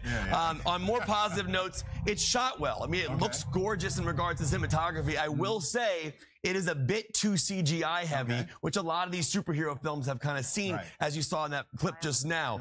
Also, Ezra Miller and as the Flash and Jason Momoa as Aquaman, phenomenal. They're Did they so steal the show? Did they steal the show? I think Ezra Miller is going to get the biggest laughs because he's kind of the audience. He's the fan. He joins the Justice League and kind of becomes fun with them. I thought it was a really cool action movie overall. All right, negatives. What did you not like about this movie? Negative. So because the film had to have reshoots, Henry Cavill's mustache had to be removed because he was shooting another film. Now wait, do you notice this because you're a movie guy? Am I sitting in the theater? Yes. Am I going to know? Am I going to be annoyed? There are only a few scenes where you can actually see the digital effect of his mustache being removed. It's a little bit annoying. So on the negative side, some of the CGI is is pretty weak towards the end. That also happened in Wonder Woman and also happened in Batman vs Superman. The opening scene of the film I did not like. The first scene you see on screen. I did not like that. The opening song of the credits, did not like that whatsoever. Also, some of the Flash and Aquaman's dialogue is a little bit cheesy, but overall, the villain, but not awful. All right, where does it rank in the whole Marvel DC? Marvel. That's a curse word. It's okay. DC, in the DC universe. So I gave the film a 4 out of 5, which is a B grade on my scale. I think it's Man of Steel is the #1, no question. That film is incredible. Again, all of these movies are very divisive. Man of Steel is a 55% on Rotten Tomatoes. That's my #1. #2, Wonder Woman and Batman vs Superman, the ultimate R-rated edition, is #2. Those are tied as awesome movies. #3, Justice League. #4, then I go with Batman vs Superman, the theatrical edition, and then #5, down to like about 35 would be Suicide Squad. All right. So 4 out of 5 for Justice League. Stayed on the end credits. There are 2 ending credit scenes all the way at the end. And it starts tomorrow night at 6 p.m. All right, can't wait to see it. All right, Steve, over to you. Cool. Wisdom, Kevin, thank you so very much. All right, so that was a clip from this morning on Good Day DC, and we're back with Kev and Chris Smith. Chris Smith is the senior producer for Good Day DC. So good, because he was the one that saw it last night. Welcoming me into the conversation. Oh my gosh, yes, thanks for coming over anytime. So you guys saw it last night. You've seen it 3 times. Yeah, but for review. I wanted to bring Chris in because he's really an what's the word I'm looking for? Authoritative a Superman position. aficionado. Yeah. Oh, cool. So I do come into it a little biased, obviously, Okay. because I was just excited to hopefully see the Man of Steel return.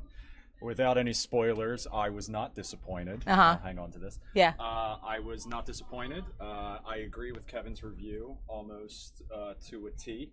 I agree with his thoughts on the opening, but I also feel a little bit like it kind of throws you off guard a little bit because without getting too much into the opening, there are so many questions. I mean, the first thing everybody asks is Superman back?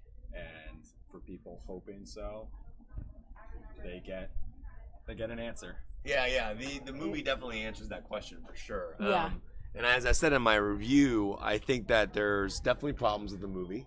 But I was a massive Batman vs Superman fan, Ultimate Edition. What that means is it was a 3-hour R-rated cut, which not even the actors had seen. I remember interviewing Lawrence Fishburne for John Wick 2, and he said he didn't even know the cut existed. And I was like, it's a really good cut. I mean, it's to me that was I liked Batman vs Superman a lot in theaters, but the Ultimate Edition to me was just an incredible film overall.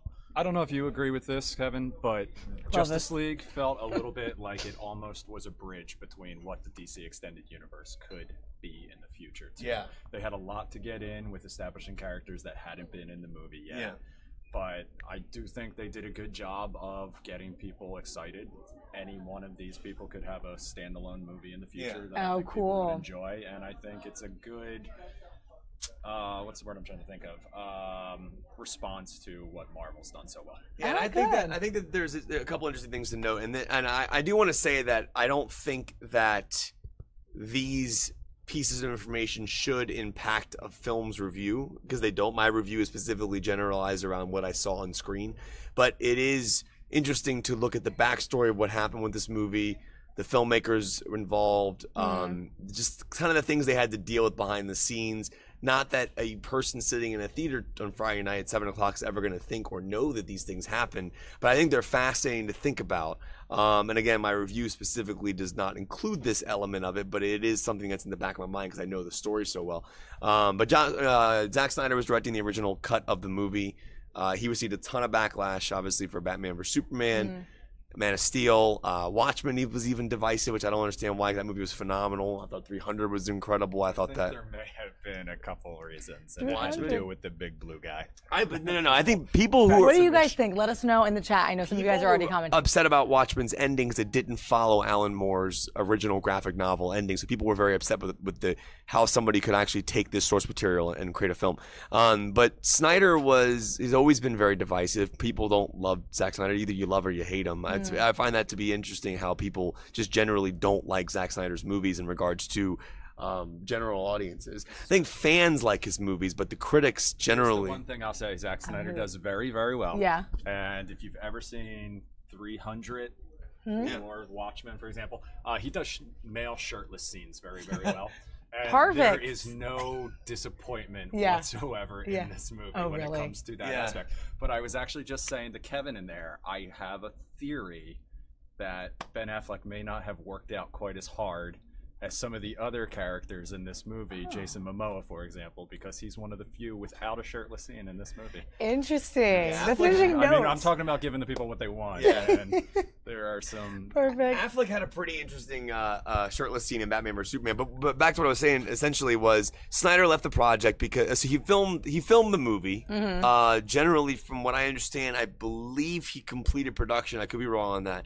And then around sometime earlier this year, his daughter committed suicide. Right. So Snyder had to leave the project, and then they brought in Joss Whedon to do reshoots for the film. And these reshoots were highly scrutinized, specifically because of Henry Cavill. He was shooting Mission Impossible 6 at the time. Christopher McQuarrie had him grow out a big mustache for the movie he was shooting. McQuarrie reportedly wouldn't allow him to shave the mustache for his Justice League reshoots because the timing was too close, and also you can really probably tell when someone's wearing a fake mustache. So there are scenes in this film, unfortunately, where Cavill had to essentially shoot all the scenes, the reshoots, by the way, not that many scenes, but just the reshoots, with the mustache, which they had to wax up and put dots on his face and around his face, and then you can actually see where it's been removed in the scene in certain shots, which is interesting. I think that goes to your point earlier, which was during your conversation with Wisdom, that the CGI is pretty noticeable. That's what one of my viewers just said. Matt, the CGI is a lot, or oh my gosh. It absolutely is. But I think one of the things that we discussed last night, what I find fascinating is, the CGI there's a lot of it. And Man of Steel had a lot of it. Man of Steel is a little bit different because it was shot almost like a documentary. The way Snyder shot those scenes with Zod and Superman were very zoomed in, zoomed out, shaky cam. It looked really cool. I thought I almost felt like he was capturing what it would be like to see two aliens fight on Earth.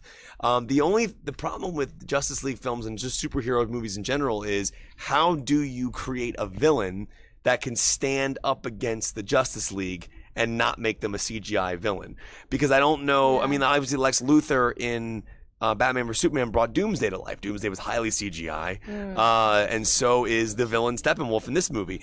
So I understand the criticisms. It is a very CGI heavy third act specifically, and I think that happened with Wonder Woman as well, which I love Wonder Woman, but there was a very CGI heavy third act when she fought the villain at the end of Wonder Woman. People look past that because the dialogue was so great, and the first two acts were amazing. And I think I love Wonder Woman. I think Wonder Woman is a phenomenal movie, and I highly recommend it. It's my top 5 of the year. I saw that today. Yeah, I just think that the villain in this movie isn't great, but I don't think he's as bad as everyone's saying he is. All he does is serve a purpose of bringing the league together. That's all it is. And the story is whatever. He's just whatever. But to me, it didn't bother me as much as it bothered everybody else. What do you think? Yeah, I would say that basically the strength of this movie is, without a doubt, the relationship between the characters, the team, their interactions, and the potential that it has in future spin-offs. Yeah, that's good. And there's definitely scenes like for example, I was saying on the air, I don't think this is a phenomenal film by any means in regards to great filmmaking. But we saw it with a sold-out crowd last night. Everyone was cheering. People were laughing. Silver Spring at Regal Majestic. And cheering. That's here's the thing, and it's weird as a critic to say this because I feel like I try to find that balance as a reviewer to review movies where I'm not putting Justice League in the same realm as a movie like maybe Dunkirk or Blade Runner, or every movie can be criticized and compared and whatever. But I feel like Justice League, and I'm not making excuses for it, but it lives in a different type of movie land, in my opinion. It's not a movie that I think is going to be obviously be nominated for Oscars. It doesn't have the best script I've ever seen in my life. It's not Dark Knight. It's not, films that kind of made a crossover. Dark Knight made a crossover into crime drama. Dark Knight wasn't really a superhero movie.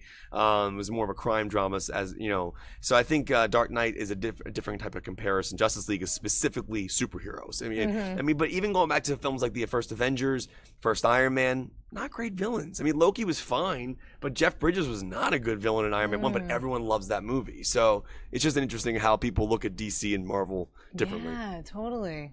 I think you said it best. Yeah, that's great. So should people go and reserve their tickets for the premiere? Is it this Friday? Oh, absolutely. What do you guys think? See it on Get the it? big screen, without a doubt. I always say to Kevin, I love going to see it in the Dolby with the recliner seats. Oh, yeah, cool. Pretzel nuggets. Yeah. We always do pretzels. I saw that post. Pretzels and cheese. And you commented. I commented the cheese. That's our thing. Dude, that's our thing. We share the cheese and we dip the pretzels in the cheese. And we have Skittles. That's great. It's a great combo. I mean, it's absolutely worth seeing in the theater. It's worth. It's a big budget. It's a big screen. Where should we see? Remember, you had a specific thing where we should see Dunkirk. Was this one just should be big screen or what? Here's the thing with Justice League, unfortunately. Dunkirk was shot very specifically on a certain format that required it to be seen in a massive 6-story, 7-story, 8-story IMAX screen. Justice League was shot specifically on 35mm cameras, from what I understand, meaning that it was not shot with IMAX cameras. Oddly enough, and I think this is just the way they shot it with the, too technical here, but when you shoot a movie, you have different aspect ratios. Yeah. So if you shoot a movie with a wider aspect ratio, it will fill the full screen. Depending on a digital IMAX. I thought the digital IMAX theater we saw it in last night, which was a very gigantic screen, but not film, it's a digital print. It filled the whole screen. Sometimes you'll go to an IMAX movie and it won't fill the whole screen because they didn't really shoot it with IMAX cameras. Neither was this. It was just shot with a bigger aspect ratio, which means it fills the full screen regardless. Oh, cool. So to me, it's worth seeing Nerdy in that format. details about movies. Yeah. Love it. Things I would not necessarily have noticed. It's so great to but learn. It's I'm learning every day from him. shirtless Jason Momoa. And I will say one thing that's also important to note is he's very should have gotten sexy. The shirtless stuff is very interesting in the film. There is a specific sequence I think people are going to be very happy. You will not be disappointed. A sequence with Jason Momoa? I will not say. I will not say. Chris, you won't be disappointed. I'm going to see it. I love Wonder Woman.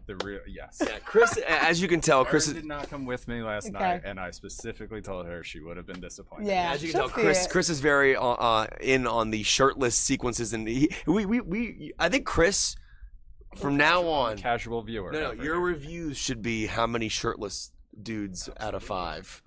I can do that. All right. So how many we shirtless? Have a graphic of the 5 out of. There's how many people on that poster right there? There's 5. I mean, we got to see at least 3 of them shirtless. Okay, but not Ben Affleck's what you said. That's a little spoiler, but.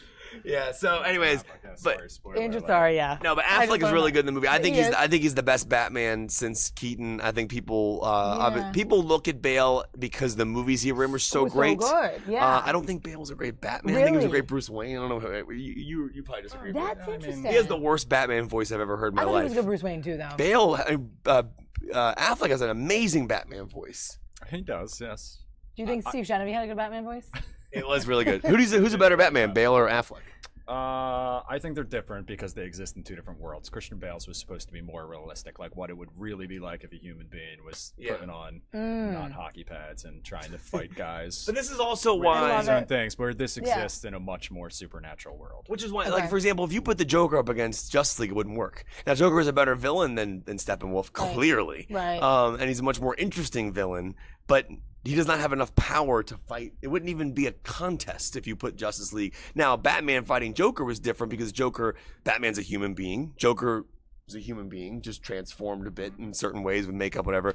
But that was an equal fight. And then Joker would bring his henchmen in and have them do crazy things and, bombings and whatever they were. But Joker was just methodical in his in the way he had like harm done on people, but he wouldn't last against Justice League. Who is an actual villain that could work against the Justice League?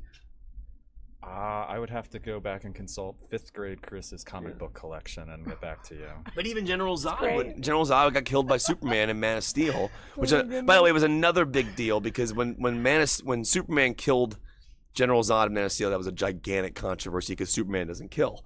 But okay. I loved that scene because he saved 4 people, and to me, it was the only scenario where Superman, in my opinion, would have to make that decision to save others. Yeah, it's either 4 people die or Zod dies, and then you choose one or the other. But as a Superman fan, what were your thoughts? Oh, I mean, I enjoyed it, and I thought it was true to the character. I Yeah. mean, he had to make a personal decision and make a sacrifice in order to save people. So I thought it was in line with the character. Yeah, now Justice League, I'd give a 4 out of 5 too, and my rankings on the air specifically, as you saw, were Man of Steel, Batman vs Superman, or Ultimate, Wonder Woman, Justice League, Batman vs Superman theatrical, and then Suicide Squad. What's your ranking? I agree with you in terms of the order of the DC Extended Universe, without a doubt. Man of Steel was definitely my favorite. I very much enjoyed Batman vs Superman, the Ultimate Edition, because the story made more sense. I loved Wonder Woman. I mean, that was almost be tied for #1 with me, and then Justice League third.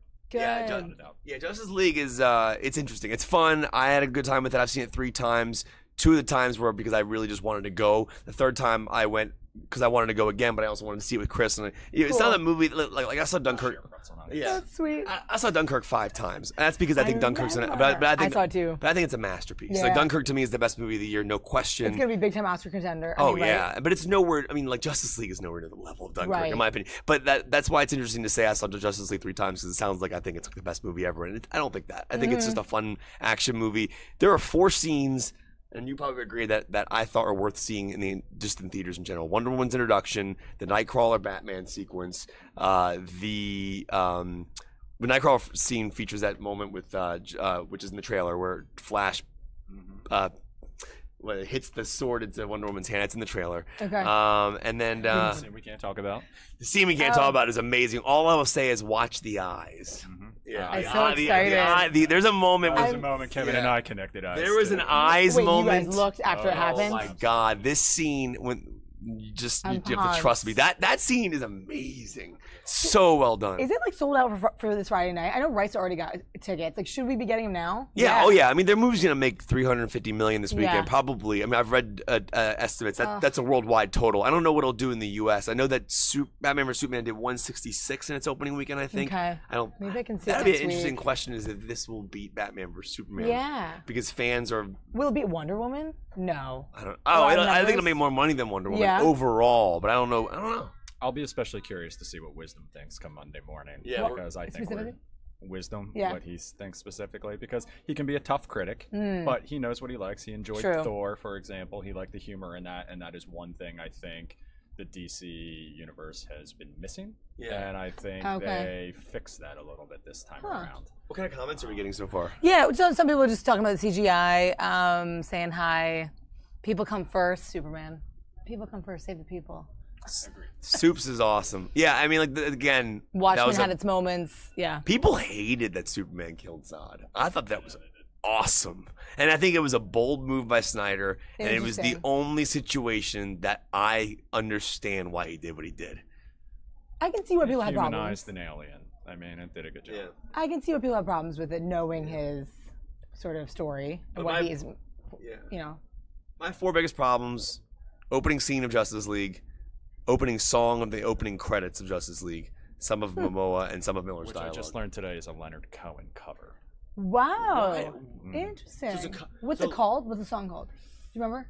I don't actually remember the title. But that's It was a interesting. Didn't he very just die? strange song choice. He is recently deceased. Yeah, and I love Leonard Cohen. Don't get me wrong, but I just didn't think it was a proper song. I wasn't familiar with it going into the movie. I had never heard it before, but I do kind of agree with Kevin. It was That wasn't it was appropriate an for the moment. interesting choice. I don't know that I would have made the same one. That's the intro to what again? Which song is That's that? the for? actual opening credits of the Oh. movie. So the movie has 2 Okay. scenes prior to the opening credits, which are the scene which I don't like, which is the first scene. The second scene's cool, and then the third scene is the opening credits. Oh. And then I think that people are going to be interested. I don't know. Snyder has always done a great job with his opening credits. I mean, the Batman vs Superman opening is incredible with the Bruce Wayne and his parents getting killed. Then you have the amazing Watchmen open with the Bob Dylan track playing. I mean, he's very strong with his openings. So I was just a little wondering as to what happened with the opening, unless that was a Joss Whedon choice. I have no idea. Interesting. I don't know either. Super exciting weekend ahead. That's so awesome, Kevin. Yeah, you guys should see it. I give it a 4 out of 5. What'd you give it? I would give it the same. Probably 4 out of 5. Probably. It's a B. It's a B. If you guys are interested in seeing it, let us know. And if you see it, talk to us next week and let us know what you think. I really quickly want to talk about the re-release of Titanic. Oh yeah, Chris is very excited about this. I am too. Thank you. Actually, that was one of the few movies I saw in the theater multiple times as an 8th grader. Yes, I was 6th grade. Yep. At one point, it was out for so long that they actually started making intermissions in the middle of it. Yeah, I remember when it came out on VHS. It was on 2 tapes. It was 2 tapes. I remember that too, and then eventually DVD. Yes. Yeah. I pre-ordered the 2 tapes at Blockbuster, and I remember riding my bike up there, and it came with a gift card. A Titanic gift card, which I still have. What is it? It had Rose and Jack on it, and remember the poster? It was like Rose and Jack, and then it had the front of the ship was the front of the poster. It was their faces together. Yeah, that movie's brilliant. It is brilliant. As well, I did too. I mean, it was our generation exactly, and it's coming. It's the 20th anniversary, right? 2017. Yep. And so December 1st. They're re-releasing it in theaters. At AMC theaters, December 1st, 20-year anniversary. James Cameron's Titanic, the last good movie he made. Yeah, I mean it's true, right? Avatar was bad. Oh, Avatar was very bad. I think the enduring legacy of Titanic, more than anything else, is the fact that Leonardo DiCaprio and Kate Winslet still hang out, and like that is very enduring. Friendly, and it's cool. just, I mean, despite the fact that he's had like 1,000 girlfriends between then and now, all supermodels. And she's had, kind of not exactly the marriages. stable love life type of a thing, but they just seem like soulmates. That's so that cool. That just makes my heart happy. Yeah. Agree.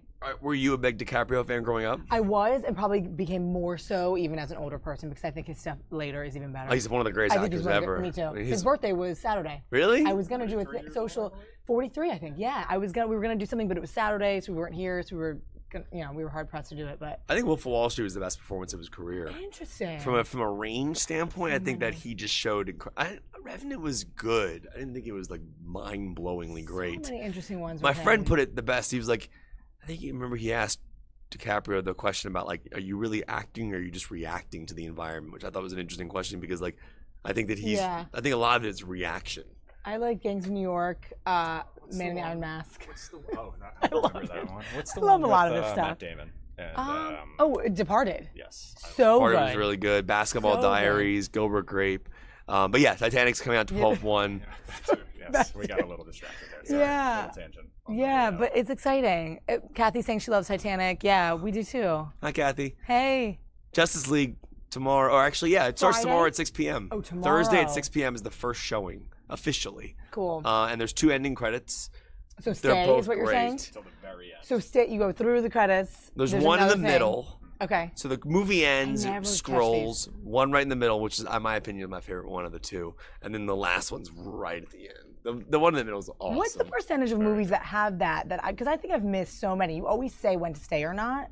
But like, do movies? Marvel kind of started Marvel it, right? does it. Marvel was big on it. I mean, I'm pretty sure they've done it on almost every single one. Yeah. Like, it's funny. I think this might be the first time any film in the DCEU has had an end credit scene.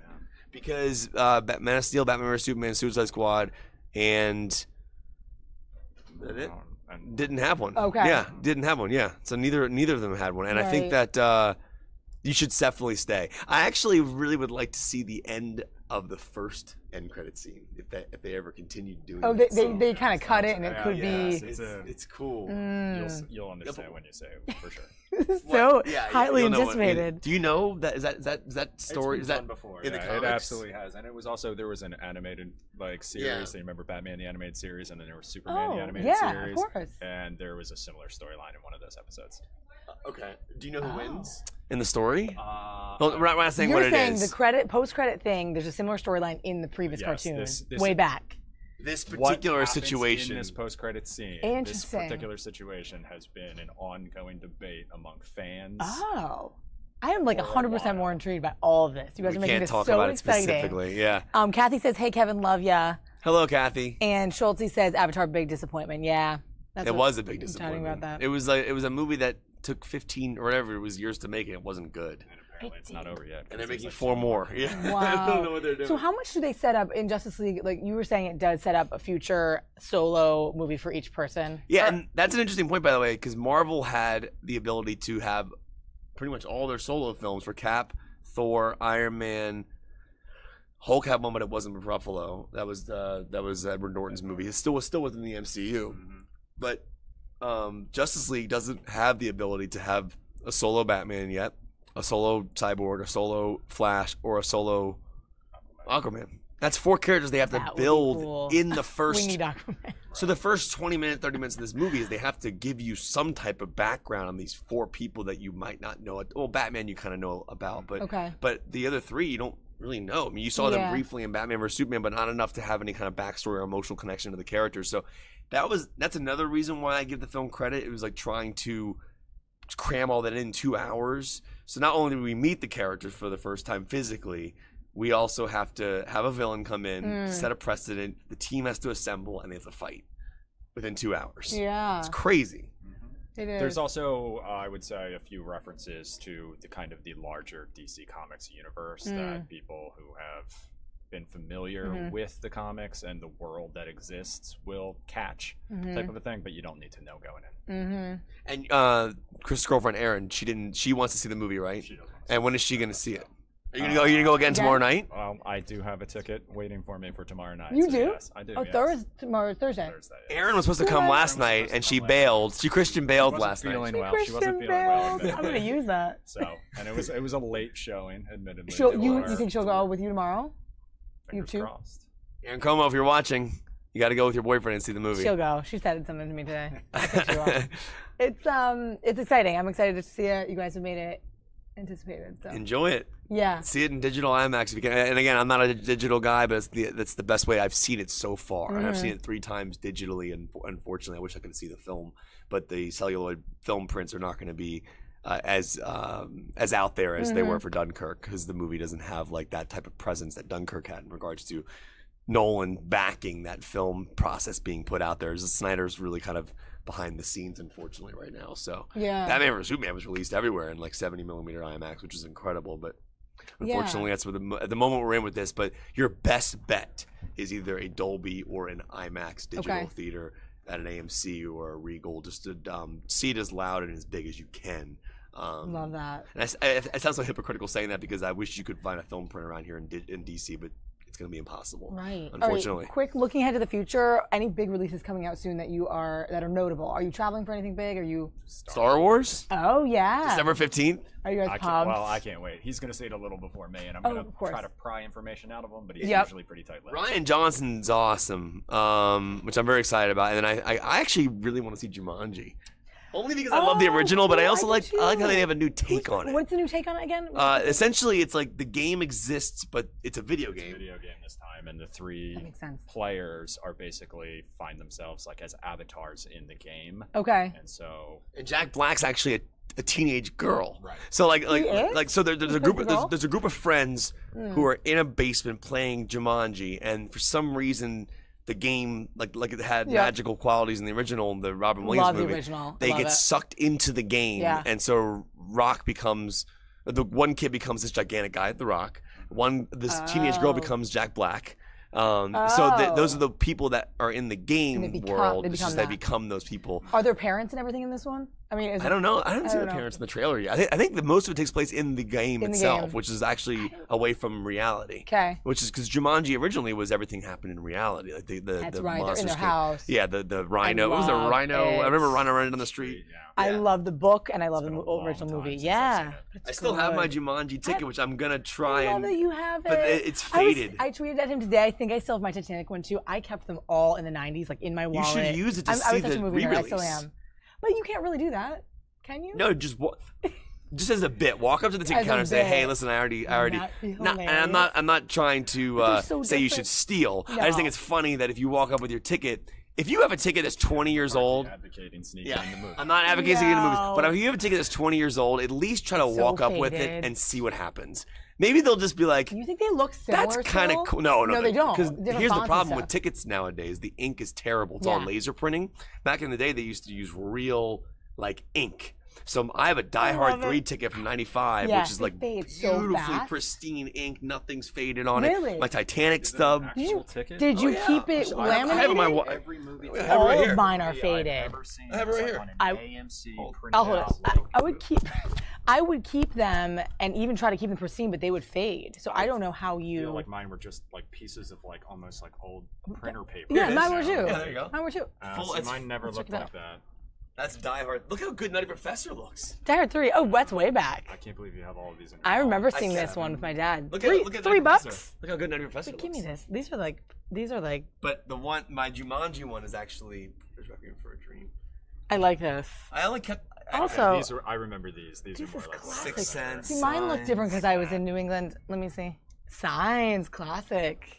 I saw that. Me too. Here's the I original think we Toy all Story. like. Look at the ink on that one. That one had actually pretty good ink. Dude, I feel like these are relics. And then They are. Where's Jumanji? Wait, you can't really. The ink is tricky with that. It's pink, light pink. Here's Jumanji. It's faded, but you can see it.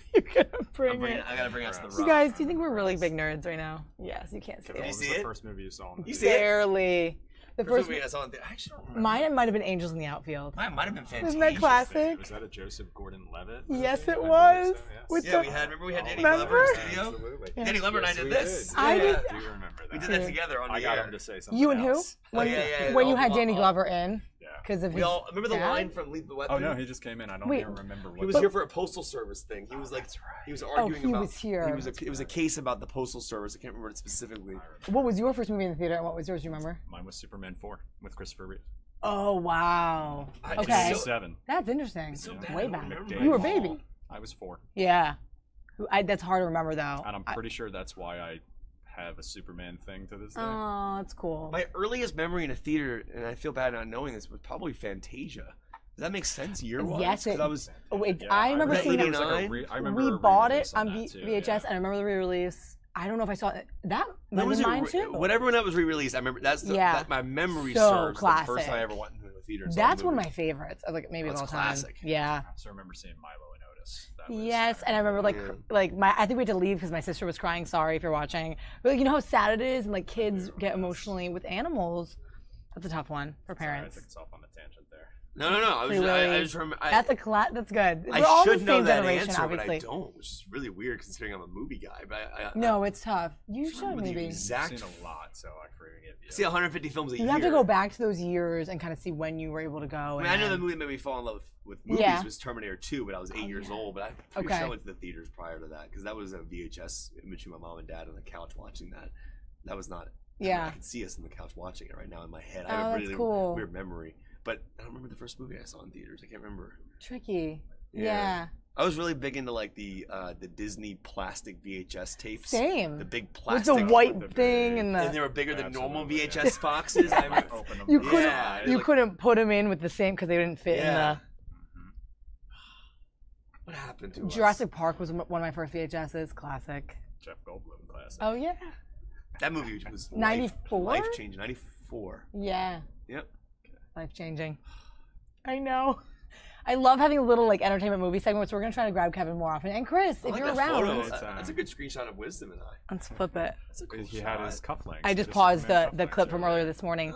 So if you guys missed it, when we stop this stream, you can go back and kind of see his review. Kevin, your review is also up on our website, Yeah. fox5dc.com. Fox5dc.com. You can go there. I His have Twitter's right below. You can tweet at him. Yeah, it's a full written review, but if you want It's to read huge. it, It's really 4 pages. lengthy. Did you read every word, Chris?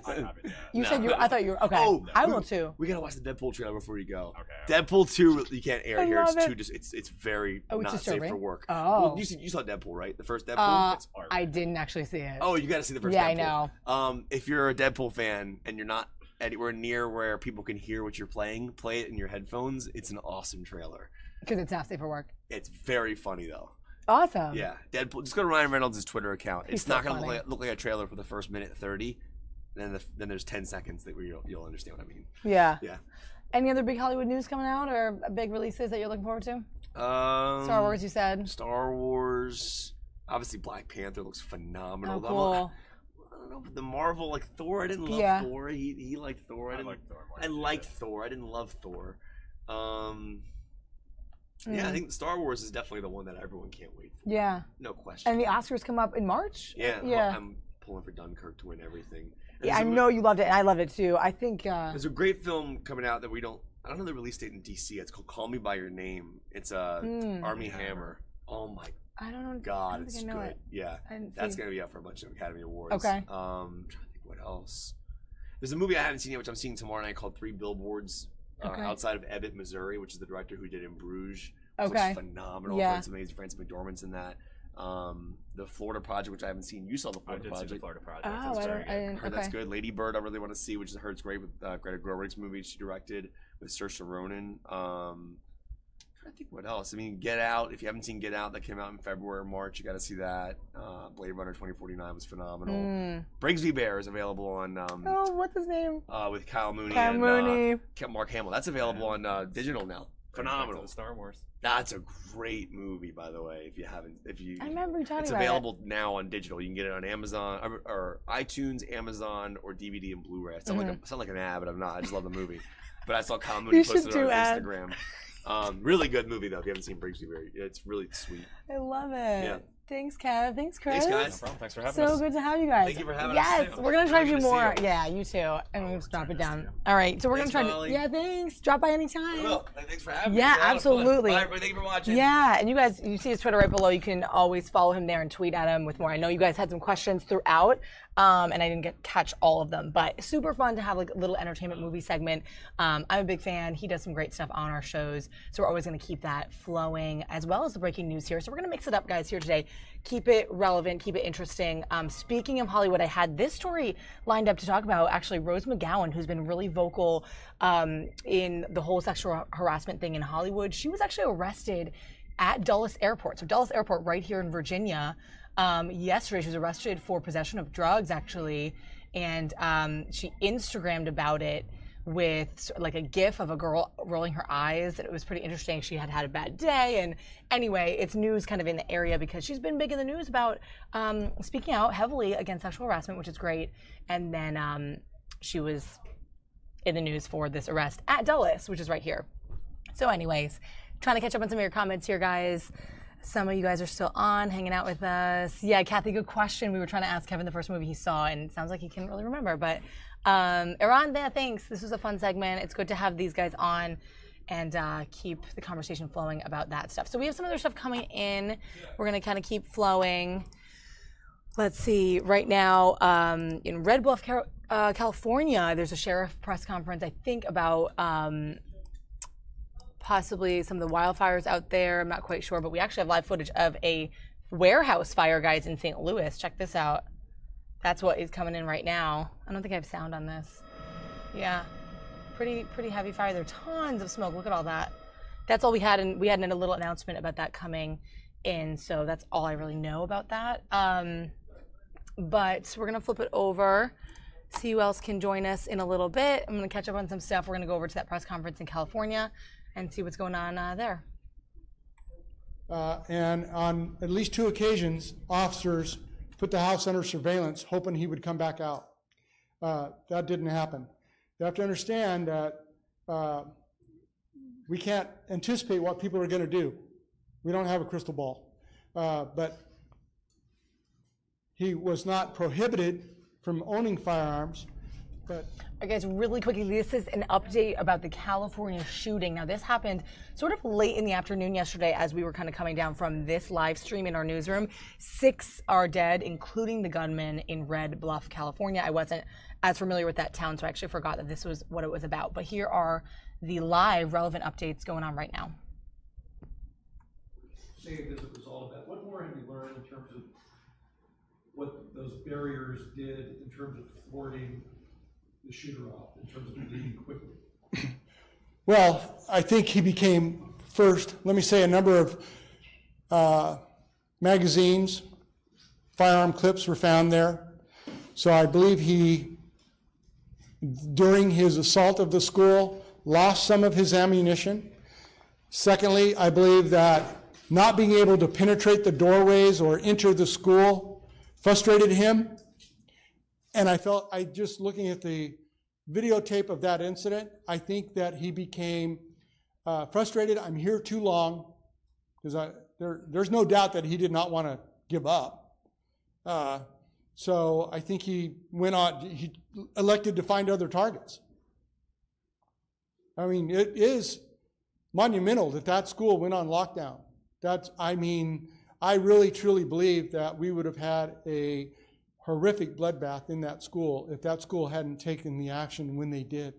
Early onset, the sound of gunfire away from the school, they went on immediate lockdown, and they had practiced it. So I can't say how important that is. Just a quick follow-up. I mean, there seems to be a lesson for other schools throughout the nation that here's an example of an activity.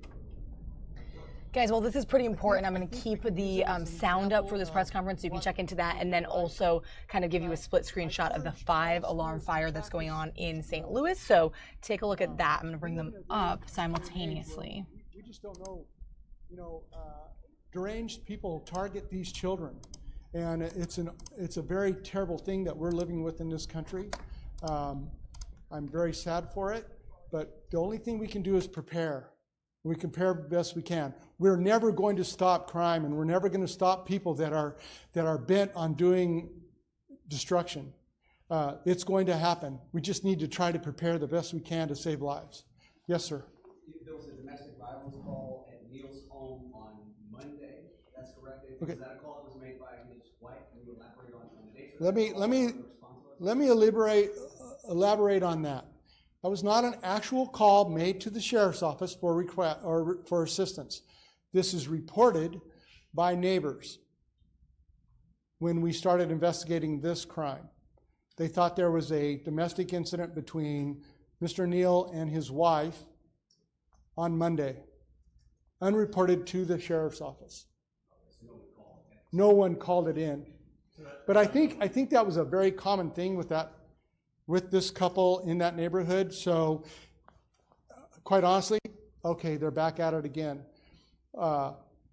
Preliminarily, we believe she was killed on Monday. Could you elaborate about that, about how her body was hidden? He had literally cut a hole in his floor. We're confident that he murdered her, shot her at some point, probably late Monday, and literally just put her body in the floor and covered it up. Who? Cecile. You referred to family members that you couldn't find yesterday. Was she who you were talking about, and has everyone else been accounted for? That's correct. That's who we were most concerned about. Her car was currently at the house. We didn't have her located. We were trying to ping her phone to locate her, to see if she was all right. We early on suspected that something had happened to her. I haven't picked on anybody way in the back. You, sir. Sorry, so court records seem to show that he was prohibited from having firearms, and in fact, he signed something saying he turned them in. Can you address that? And if the firing was going on, was there a missed opportunity there? If he was not supposed to have them, still having them? I'm aware that he was prohibited under a restraining order clause, but you have to understand, I don't really have the information on if he had turned in firearms, but the firearms used in this incident, we are confident that were manufactured by him in his home. Including the handguns? The handguns, I don't have a lot of information. That they are not, I am told, they are not registered to him. Can you elaborate just a little bit on that manufactured element? So yeah, guys, we just lost a shot of that 5-alarm fire in St. Louis. Apparently 80 firefighters were on the scene for that, but we just got switched to another source. It's a live police chase, guys, in California. As we find out more details, we're going to bring that to you. So let's split screen this one more time. This is your police chase. Check it out. Viewer discretion always advised because this is raw, unedited video. Build their own. That's what they do. Does that help you? Yes, ma'am. Thank you. Can you address concerns that I'm hearing from residents in this community about the lack of presence of sheriff's patrols, as well as a resident who said she called 911 approximately a week ago after hearing a couple screaming and fighting and then gunshot on Bobcat. Well, I'll address this, that through the last 6 years, we've increased patrol deputies on our streets. I will say this, you've all driven out here. We don't have a deputy assigned here all the time. We have a response lengthy response occasionally, but our deputies do come here on routine patrol, just like we have other isolated areas of our county that doesn't get 24-hour service and 24-hour patrol. We can't do it. It's impractical for the resources that we have. Would I love to put a deputy on every corner? Absolutely. Can I do it? No. And the 911 call? I'm not aware of that. I don't know about that call. I just don't have that information. I can't really comment on it because I really don't know. Okay, you. A lot of local residents have firearms. Are you aware of anybody, any local residents attempting to intervene or engage this person in combat? And then also, can you give me the arrival time? The first call came in at 7:52. Okay. When was the first deputy on scene? I'm going to let you know that the actual times are this. First call, as recorded by our computer system at dispatch, 7:54 in the morning. The very last thing is the officer-involved shooting, where the shooter was neutralized, and that was at 0:19 or 08:19. So from 7:54 to 8:19 was the duration of this event. Everything took place between those times. So it's not very long. 25. Sure. Yeah. Yesterday, I think I reported about 45 minutes. But to let you know, when you're out in the field and this is going on, it seems like forever. But so the other part of your question was, did anybody intervene? So you have to understand, this individual's going down the road picking targets. He chased people with his vehicle, shooting at them. Do I know of a person that tried to intervene? Yes. So, female in the vehicle, the F-250, that was shot driving her children to school, does have a concealed carry permit. Although being shot, she did pull out her handgun. She was not able to use it and did not fire it because he, after dumping about 8 or so rounds into the side panel of her driver's door, he continued to flee. Yeah, guys, a quick recap. I'm going to bring the sound down for a second, actually bring you back to that warehouse fire in St. Louis. So here's two looks. We have that camera coming back in. There's a 5-alarm fire going on in St. Louis. But Benji, since you were asking and some others, what happened yesterday, it sort of happened, like I said, late afternoon, so it was less sort of reportable here on our middle of the day stream, but we had a whole piece put up about it. Of course, the gunman left multiple people dead. He was then shot and killed by deputies, and it actually was sort of a spree that occurred in multiple different locations and he ended up at an elementary school. But quick thinking of some of the teachers and some of the people who worked there put the school on lockdown. He wasn't able to enter, thank goodness. So when we immediately heard the reports that there was lockdown and or shooting at a school, it was quite horrifying. But the shooting, it sort of happened throughout this small town of about 1,500 residents, and it eventually came to an end, and the gunman was identified as a 43-year-old male, Kevin Jansen Neal, like I said, shot and killed by deputies eventually. But bullet holes were visible in a couple different vehicles. Like I said, multiple locations were eventually hit, and then it ended up at this school. A child and an adult female were shot in a truck, and then two officers engaged the gunman, and he was shot. So again, he's sort of taking some Q&A right here to elaborate a little more information on this, and it's live from California. So we're going to take this in and check out this scene of this amazing, in a bad way, really crazy warehouse fire in St. Louis. 5-alarm fire, like I mentioned, 80 firefighters on scene there. And more details as we have them. And thanks, guys, for all the chatter. It's fun to kind of chat about various topics, including, of course, movies and some of your favorites and some of the first that you ever saw as a kid. I think it's kind of a fun little segment, too. So hopefully we'll do more of that throughout the weeks when we do have Kevin in-house in studio. All right, going back to this press conference. Admitted at Mercy Medical Center. Beyond that, it appears, I actually have another adult male at Inlow, and he was admitted. Those individuals, other than the ones I told you were critical, are in stable condition. No other admittees. We have an individual that was involved in the officer-involved shooting that was admitted. It was the shooter was chasing him down the road when the officers encountered him, firing multiple rounds. What do you think set him off? What do I think set him off? Other than speculation on my part, which wouldn't be appropriate, I can only say that watching a news report where it was reported that he telephoned his mother and said something to the effect late Monday night that it's over. I don't know. Other than that, I really don't know what his motive was. I think he was just on a rampage. I think he had a desire to kill as many people as he could.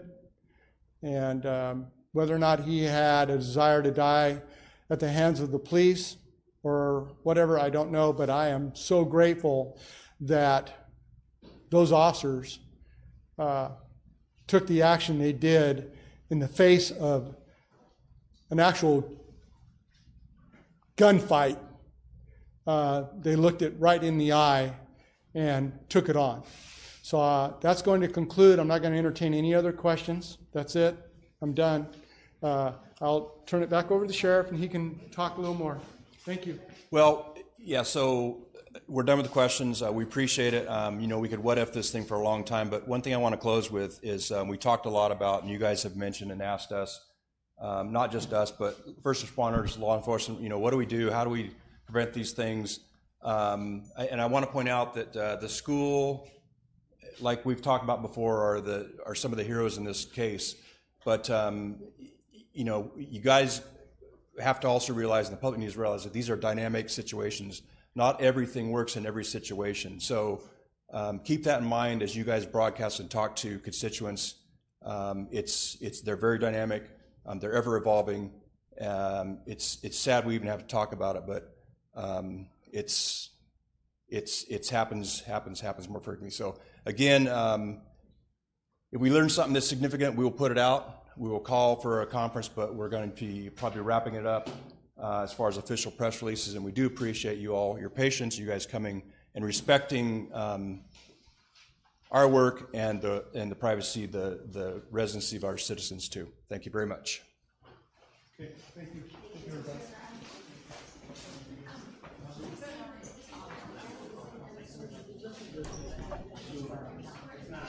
All right, guys, I guess that kind of concludes that press conference. So we jumped in a little bit while it was still in progress, but hopefully you still got the gist of that small town there, Red Bluff, California. And like I said, the news sort of broke on the later end of the day. So we reported the story, of course, in the evening and then this morning.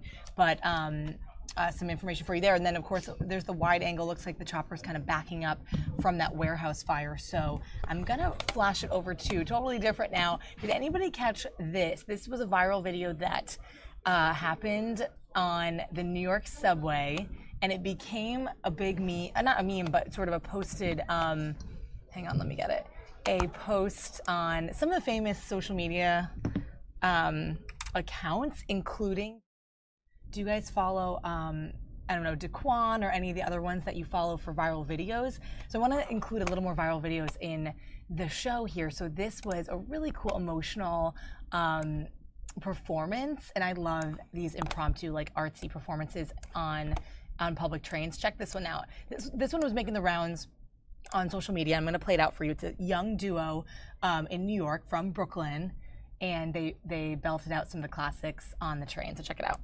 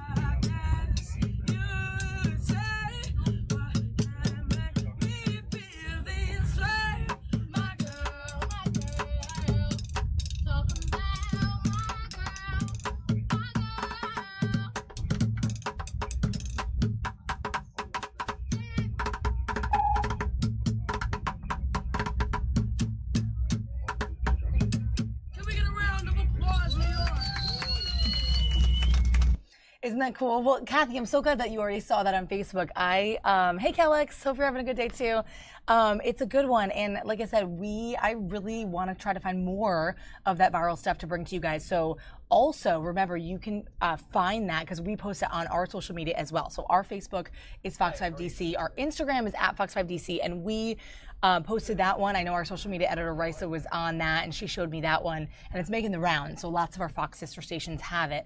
So I wanted to play that out for you. But it's funny, right? You think about how many of these awesome, really talented impromptu artists are doing this in public, whether it be here in DC in the metro system or on the New York City subway, and how many don't get caught on video. I mean, this one awesomely did. Someone was able to scramble and grab it, as we all are with our smartphones now. But you think about how many there really are, and it's kind of fun to get those names out there, give those people a little bit of recognition, and just an entertaining thing to see. We see a lot of those videos on Facebook now. So yeah, don't forget to follow us guys too if you want. I know I try to help out a little bit too with our Instagram and our Snapchat, and we have a ton of fun with it because our morning shows, we have a ton of awesome guests, whether they be musical, artists, theater, cooking segments, tons of stuff that we try to clip and just get some fun little segments on our Instagram and our Snapchat for you guys to follow. So it's kind of all one big thing. If you're into digital, if you're a digital consumer, you're watching this show, definitely keep up with us there on those different platforms as well. Thanks guys for hanging out and for commenting. Benji, I'm not quite sure who you're referring to or what you're referring to. Possibly a story that I didn't see about that you're mentioning here on the stream. But yeah, as always, let me know if you have questions or comments or thoughts about what we cover.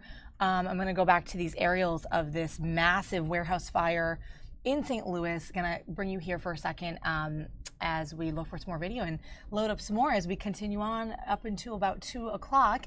Of course, we do cover a lot of different stuff here on the midday stream, but we continue our coverage later on Fox 5 TV at 5 o'clock and into the evening. So if you're around the area, you get us. Don't forget to check in and check our Facebook page because we do post a lot of stuff from our shows. And of course, just digital content in general. We keep all our website stories updated. We post them. You can check them out there. So don't forget to follow us. Yeah, take a look at this footage. We might bring it back to some politics as we have some live stuff happening on the Hill today. And if you missed some of the stuff, feel free to, when the stream ends, kind of go back. At the beginning of the stream, we talked to awesome anchor Allison Seymour. She was here to talk about an interview she did this morning with another reporter who was talking about the sexual harassment on the Hill and what has become of that, what they're doing now to try to reform that, the steps that they're taking for lawmakers to go through to try to change this whole culture of sexual harassment. And we've seen so many people come out. Like I said, it's a trickle down effect. People are just seeing that other people are brazen enough to bring awareness to this and to speak out about what's happened to them. And now we're seeing some laws or at least being pushed to eventually take effect. So it's a good thing. Some close-ups of this fire, guys. Check this out, and then we're gonna do a double screen here for inside the chambers in Capitol Hill to see what's going on there. All right. With our tax plan is make sure that the United States just doesn't participate in a global economy. It dominates a global economy. It leads the way in a global economy. It makes American workers stronger. It makes American families stronger. It allows us to rebuild our military and our infrastructure. It allows everything good to happen. We cannot stay with the status quo. There is so much good in this bill for every single American. I did not say every single Republican. I said every single American. You can bat that one back and forth and try to make it a political story. It is not. It is truly an American story. America has never dodged that responsibility. Now let me read you one other quote. Again, from an Irish-American president who I hold in such great esteem. I'm just one of the greatest persons I've ever known or listened to. Let me read this to you. It says, I do not underestimate the obstacles which the Congress will face in enacting such legislation. No one will be satisfied. Everyone will have his own approach, his own bill, his own reductions. A high order of restraint and determination will be required if the possible is not to wait on the perfect. But a nation capable of marshaling these qualities in any dramatic threat to our security is surely capable, as a great free society, of meeting a slower and more complex threat to our economic vitality. Ladies and gentlemen, this nation can't afford to reduce taxes. We can afford a temporary deficit, but what we cannot afford is to do nothing. For on the strength of our free economy rests the hope of all free nations. We shall not fail that hope, for free men and free nations must prosper and they must prevail.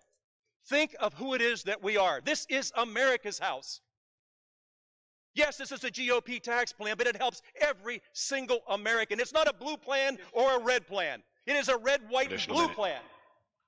And I would just challenge you to go home next week for Thanksgiving and tell people all the positives about this and say, I am so sorry I couldn't have voted for that.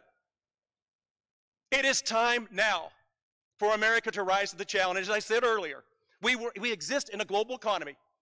I am tired of being somebody that happened to participate when we have the opportunity to dominate. Never before in our history have we had the chance to change the future for every single American. Chairman, I thank you so much for the time. Mr. Speaker, I thank you, and I yield back. Gentleman yields back the balance of his time. Members are reminded, again, to direct the remarks to the chair, not to other members. Chair recognizes the gentleman from Florida. Mr. Speaker, I'll go home this week and tell people I voted against this horrible bill. And I wonder if the last speaker would go home and tell the 11,249 people that utilized $131 million in medical deductions that will not have that under this bill, understanding that it could be different if they chose. Mr. Speaker, I'm very pleased to yield 1 minute to a newfound friend from Illinois, Mr. Krishnamurthy, and he's a rising star. Gentleman from Illinois is recognized for 1 minute. Thank you, Mr. Speaker. I oppose the rule and the underlying bill. This is a tax increase on the middle class, and it drops a ticking tax bomb on the American people. While it falsely claims to provide tax relief for working families in the middle class, in reality, it will raise taxes on 38 million Americans, and it will explode the deficit by over $1.5 trillion. A typical family in my district in Illinois would see their taxes increase by over $1,100. According to the CBO, H.R. 1 is so irresponsible that it will result in an immediate $25 billion cut to Medicare. Americans recognize that incomes are not keeping pace with the cost of living, and parents question whether their children will have the same opportunities they had. Our constituents need responsible tax reform that strengthens the middle class and raises wages for working families. They do not need a tax increase, and this bill does just that. It increases taxes on the middle class. Guys, so as this sort of impassioned debate goes on Capitol Hill, I'm going to leave it up, but I want to answer some of your questions. First, yeah, you can check out Kevin's review, obviously the one in person here on the stream. When this stops, you can go back and check it out. We had a fun segment with him, and we're going to get him more often so we can just chat about movies and stuff. It's fun. And his written review, which is really in-depth, really thorough, is on our website, so check that out, fox5dc.com. He's still around here somewhere, but yeah, he was able to sit in the chair with us for a bit. So check that out. And then, Kathy, you're asking about Johnny Depp's movie. If you mean Murder on the Orient Express, that was one of his recent ones. Kevin did review that, and it's possibly up. It's definitely on our website somewhere. And remember, you can also see some of Kevin, or most of them, all of them, Kevin's interviews with a lot of the cast members right here on our YouTube channel. So when you go back, you're a subscriber to the channel, when you subscribe to our station here and my channel here. So in the list of stuff that you can see in our channel are a lot of Kevin's interviews. So check those out. He did one with the cast there. I can't remember if he did one with Johnny Depp. I think he did. So we talked about that earlier. So yeah, Kellex, you can check it later. Kathy, you caught the end of it. You can go and back and rewind. And then a little update on this fire, guys. I'm getting some information from the St. Louis Post-Dispatch in Missouri. This was, like I said, a huge 5-alarm fire in a warehouse in the basement that caused all this thick black smoke that you see here. It started this morning, I guess Central Time, like the 10 o'clock hour, in the morning, and firefighters were ordered out of the building eventually as part of the building collapsed, and actually a fire truck smashed into it. And it was sort of, I guess, yeah, like almost like decimated from all of this black smoke, and there was a whooshing sound and fire bursting through the roof. So all of this graphic detail in this report about this very, very intense fire that was burning and is burning for a long time. So apparently there's 2 firefighter injuries, some burns, not considered life-threatening, and a dozen workers were inside the building when it started, but they all escaped. Some are being taken to the hospital for smoke inhalation. So luckily it's not worse than that, but still a very scary situation. According to authorities, the building dates back to the 1920s. Part of the building had a sprinkler system, but the area where the fire was spreading may not have. Probably goes back to the date, the age really of this building and how historical it is. And yeah, that's all I got on that, guys. Smoke inhalation, people being treated. So looks pretty scary. Definitely some amazing visuals there. So we'll keep that up as long as we have that on the stream. If you have any other questions, guys, let me know. And yeah, we'll definitely do some more movie talk with Kevin. He's so knowledgeable, and I grew up loving movies. Film is also an interest to me, so it'll be fun to kind of create a little entertainment chunk in our stream. Of course, guys, we focus on what is live and what is breaking. So as we have that, we're going to bring that to you so you can see a continuous news stream throughout your day. So you can click off the TV and continue on with us on digital. That is our goal. That is what we want to bring you. And that's what we're doing here. So we're going into the afternoon and soon to be extended for you guys to just always be in the loop inside our DC newsroom. So thanks for checking in with us. And if you're not a subscriber, you can do it right now. You see that red button that's right below sort of my screen here. Click that button, be a subscriber. You'll get an alert on your phone when we go up day to day. And we'll always start at around 11 with Mike Thomas, our weather guy, talking a little bit of weather. And then we'll have some news for you. So totally a mix of stuff. Stay on with us here, guys. We're going to go a little longer and then bring you back into the newsroom and say sayonara until our evening broadcast. And you guys can check us out more there. All right, we'll check back into Capitol Hill and then come back. They're headed. Look out, Medicare. Look out, Social Security. Look out, Medicaid. Thank you, Mr. Speaker. And I urge a no vote on the ruling online bill.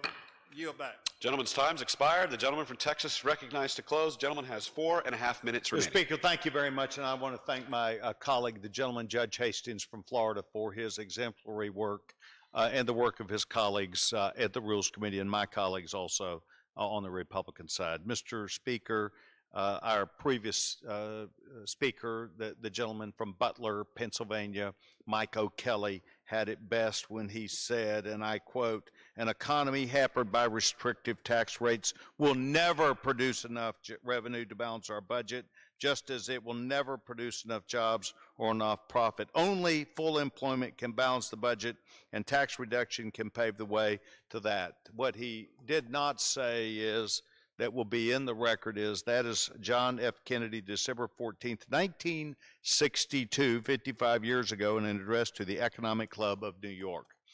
Mr. Speaker, in fact, there have been a lot of people here who have given testimony. I think testimony that they intended to sway the voters and those listening in this country that the tax code that we have works just fine. But then they spoke about the frailties of that. They talked about jobs going offshore. They talked about jobs and economic activity going somewhere else.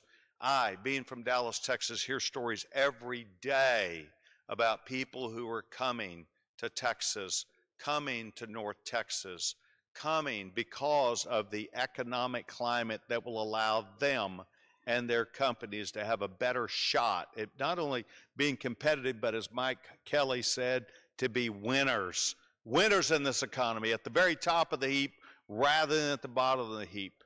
Well, what this common denominator is that my state of Texas does do the things that this bill does also. It keeps taxes low. It creates opportunity. It gives the job creator. By the way, how many poor people create jobs? I don't know. How many those that really have incentive in entrepreneurship create jobs? a ton of them. We're going to grow entrepreneurs out of what we do today. We're going to grow young people getting out of college, veterans leaving the military, coming back and seeing where they can make a go of it. Instead of it being a 95% failure rate of new business, which is what it is, it's a heavy bar because of rules, regulations, and taxes. We're going to make it easier. The White House Council on Economic Advisors based their review as they provided the economic outlook to us of more than 100 academic papers. Estimates that corporate provisions in this tax bill alone will grow our economy, not leave us in 23rd place, as Mike Kelly said. Who wants to be in 23rd place? Well, if you want to be in the top 25 and you're comfortable, sorry. We want to be at the top. We want to make America great again. We want to be able to say that businesses all over the United States stands a chance. And that's what this does. The Council of Economic Advisors says that this will grow the economy to between 3 and 5%. Whoops, they got comfortable with 1.2 over 8 years. I'm not comfortable, and the American people aren't comfortable either. And we're going to add some $700 billion to the economy this next 10 years. That's the guess.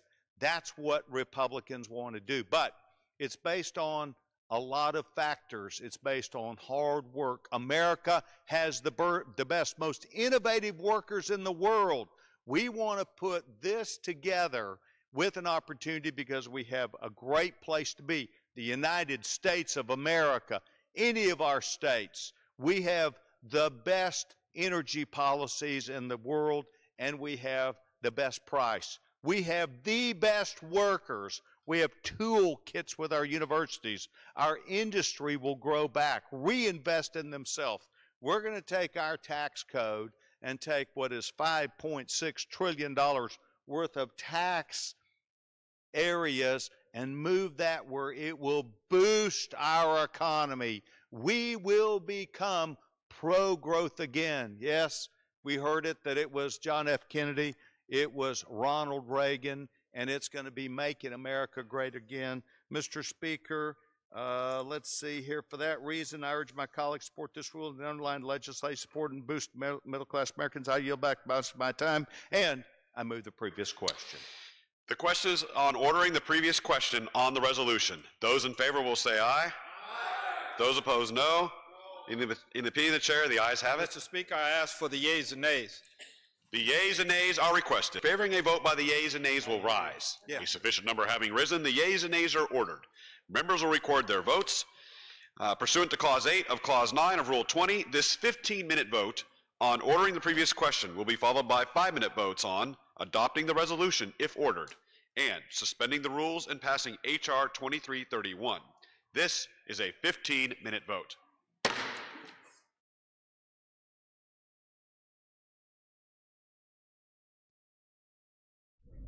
All right, guys, we're going to pull it back into the newsroom, and I got my co-conspirator T here just for a second to sort of round out everything from today. We brought you a lot of stuff today.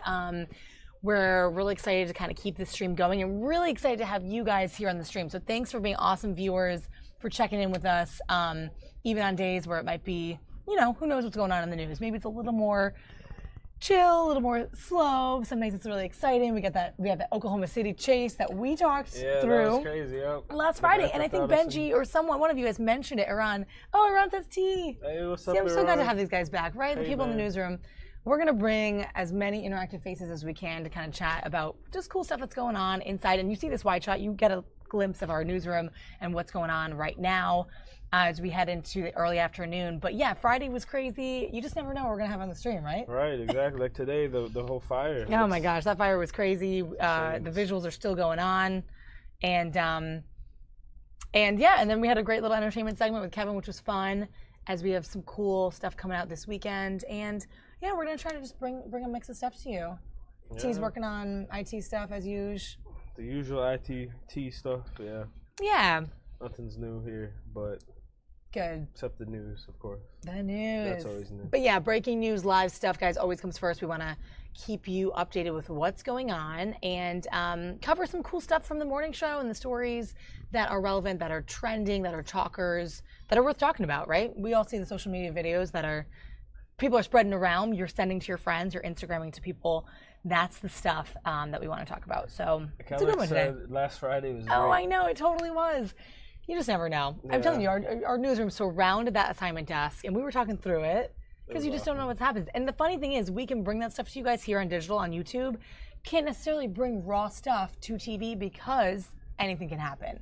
Molly comes through with the very rare entertainment and breaking news. I do. Yes, Yeah, I guess. I mean, shout out to Molly. Well, but this world is where we can see stuff that's happening now by picking up our phone, going to whatever platform, and even if it's raw video where you just don't know what's going to happen, we are able to bring that to you live, and that's always fun. So I'm glad you enjoyed last Friday, guys. That was a cool one to go out on, and I'm happy to be back. I wasn't here Monday, but back now. It's hump day. We're in the middle of the week, and we're going strong into this week. It's exciting. I have some cool stuff coming up this week. I'm actually finally going to, bye, Kev, the entertainment venue Anthem, the brand new venue on the Wharf in DC. Oh, okay. I don't know if a lot of you or any of you are viewers locally in the DMV, but it's the brand new venue right on the Wharf. We did a whole special on the Wharf opening weeks ago when it opened. And I actually went down there because I simultaneously Game 5 of the Nats NLDS was going on. So I went to the Nats game. The Wharf was opening. It was like a crazy Thursday night in DC. Finally tonight I get to see the inside of the Anthem, which is the people behind 930 Club, if you guys are familiar with DC. Oh. And I'm going to see the National Symphony Orchestra tonight, which is going to be cool. It's going to be a real fun, classy event, but I'll get to finally see the insides of that venue. Is that who's performing? Yeah, they're doing a free show, which is cool, and I got tickets weeks ago. I'm going with a good musician friend of mine. Wow. So that'll be really fun. I'll take some cool pics, see if I can include that tomorrow. So I'm going there, and then Thursday night I'm covering a cool thing for digital at a new installation, so we'll check that out. So a lot of cool things this week. Very excited for the week and the weekend, and yeah, we got a good week going on. Yep. It's already mid-November, guys. Thanksgiving's coming up. I hope that you guys hang out with us more. Stay on our stream. Follow us here. Oh, Jonathan, hey, good to see you on the stream. And fun to have some of you guys who are regularly checking in with us here. We're going to be back tomorrow at 11, so don't forget to check in. Mike will start it out with some weather, some other chatting topics, and then we'll bring you whatever live news we got. It changes every day, so you just never know what you're going to get, right, T? Did you talk about the sexiest man? Okay. Today? You know, we didn't do a big thing on it. We'll quickly mention it. We did with Kevin McCarthy. It's not me, guys. I know. Calm down. There were some funny things with that. There was some debate, guys. We didn't mention it with Kevin. I meant to because it was celebrity-oriented. Blake Shelton is People Magazine's Sexiest Man of the Year on the 2017 issue. It's a big thing. I remember as a teenager picking it up. Brad Pitt, George Clooney. It was always. Yeah, sure. Anybody, you know, I remember this was a big issue. Our executive, one of our morning producers this morning was like, I'm not going to buy this one as a joke, but it was funny because some people are sort of, it's contentious whether or not Blake Shelton should have gotten it. Some people also saying his personality doesn't even take enough to sway me that he's the sexiest man. I mean, it's debatable. I probably would have said Jason Momoa from Aquaman / Justice League, what we were just talking about. And Chris and I were kind of mentioning that when he was on. I would have to agree with you. Yeah, right? He's got the rough, the long hair. So rough, manly. I mean, everybody has their own opinions out there. Let us know what you think, especially some of the women on the stream. You let me know. Calix, I'm so glad you think our show is cool. Thanks so much. You're super sweet. John mentioning the Whiskey Charlie Bar opening. Oh, cool. We got a local from DMV. Awesome, Jonathan. Good to have you on. Yeah, let us know what you think about Sexiest Man Alive. Sexiest Man Alive of the year. What do you think? I thought, that Blake was kind of random.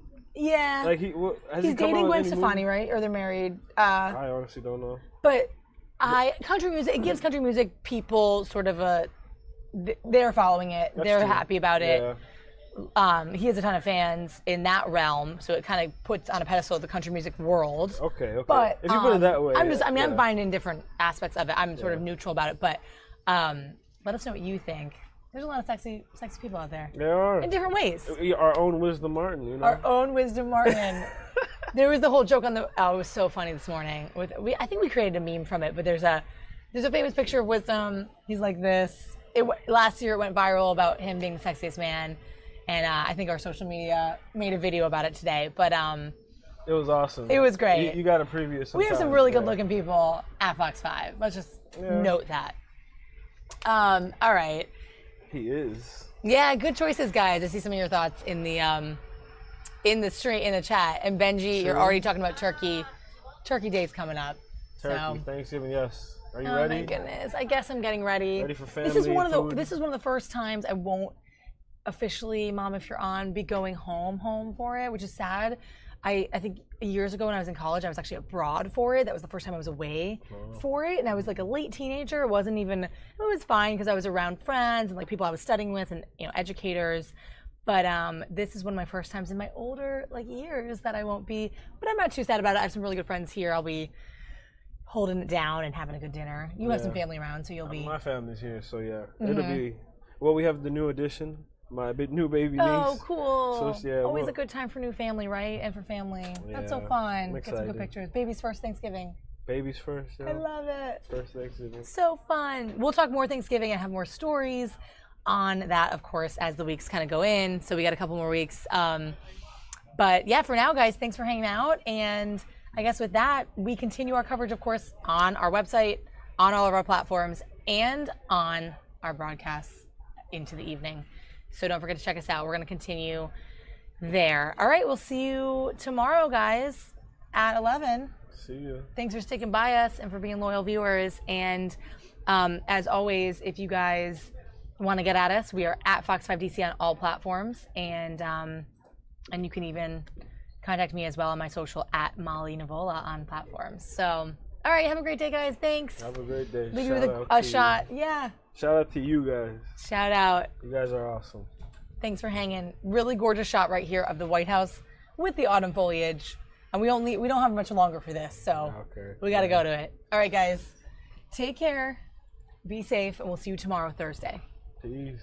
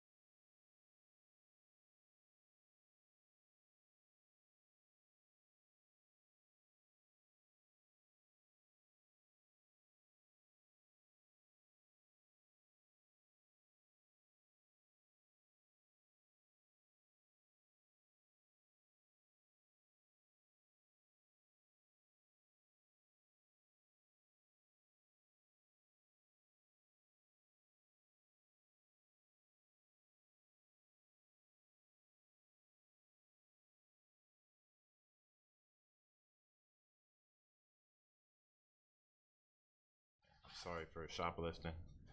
What I did was stupid. There's just no other way to put it, and I'm not that type of person. I hope that this mistake will not define me as a person, but it shows that I messed up and can learn from it. I don't want to be known for this dumb mistake. I want to be known for my respectfulness and my love and passion for the game of basketball.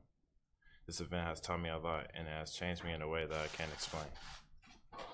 I have so much more respect for the people around me, from our coaches and staff to the fans who live for UCLA. I have also strengthened my relationship with God throughout this time. Without him, I would be nothing. To all the fans out there watching, I hope that you can forgive me. I hope that you can forgive my stupid, childish actions. I have learned my lesson, and I hope that I can earn back the love and support that our passionate fans bring to this program. I would like to thank everyone involved in this whole ordeal. Thank you to Chris, Doug, Gloria, and Jerry for staying with us the whole time. Thank you to the police department, which treated us very well. Thank you to the Pac-12 and the whole UCLA community that helped us the whole way. And thank you to the United States government and President Trump for your efforts to bring us home.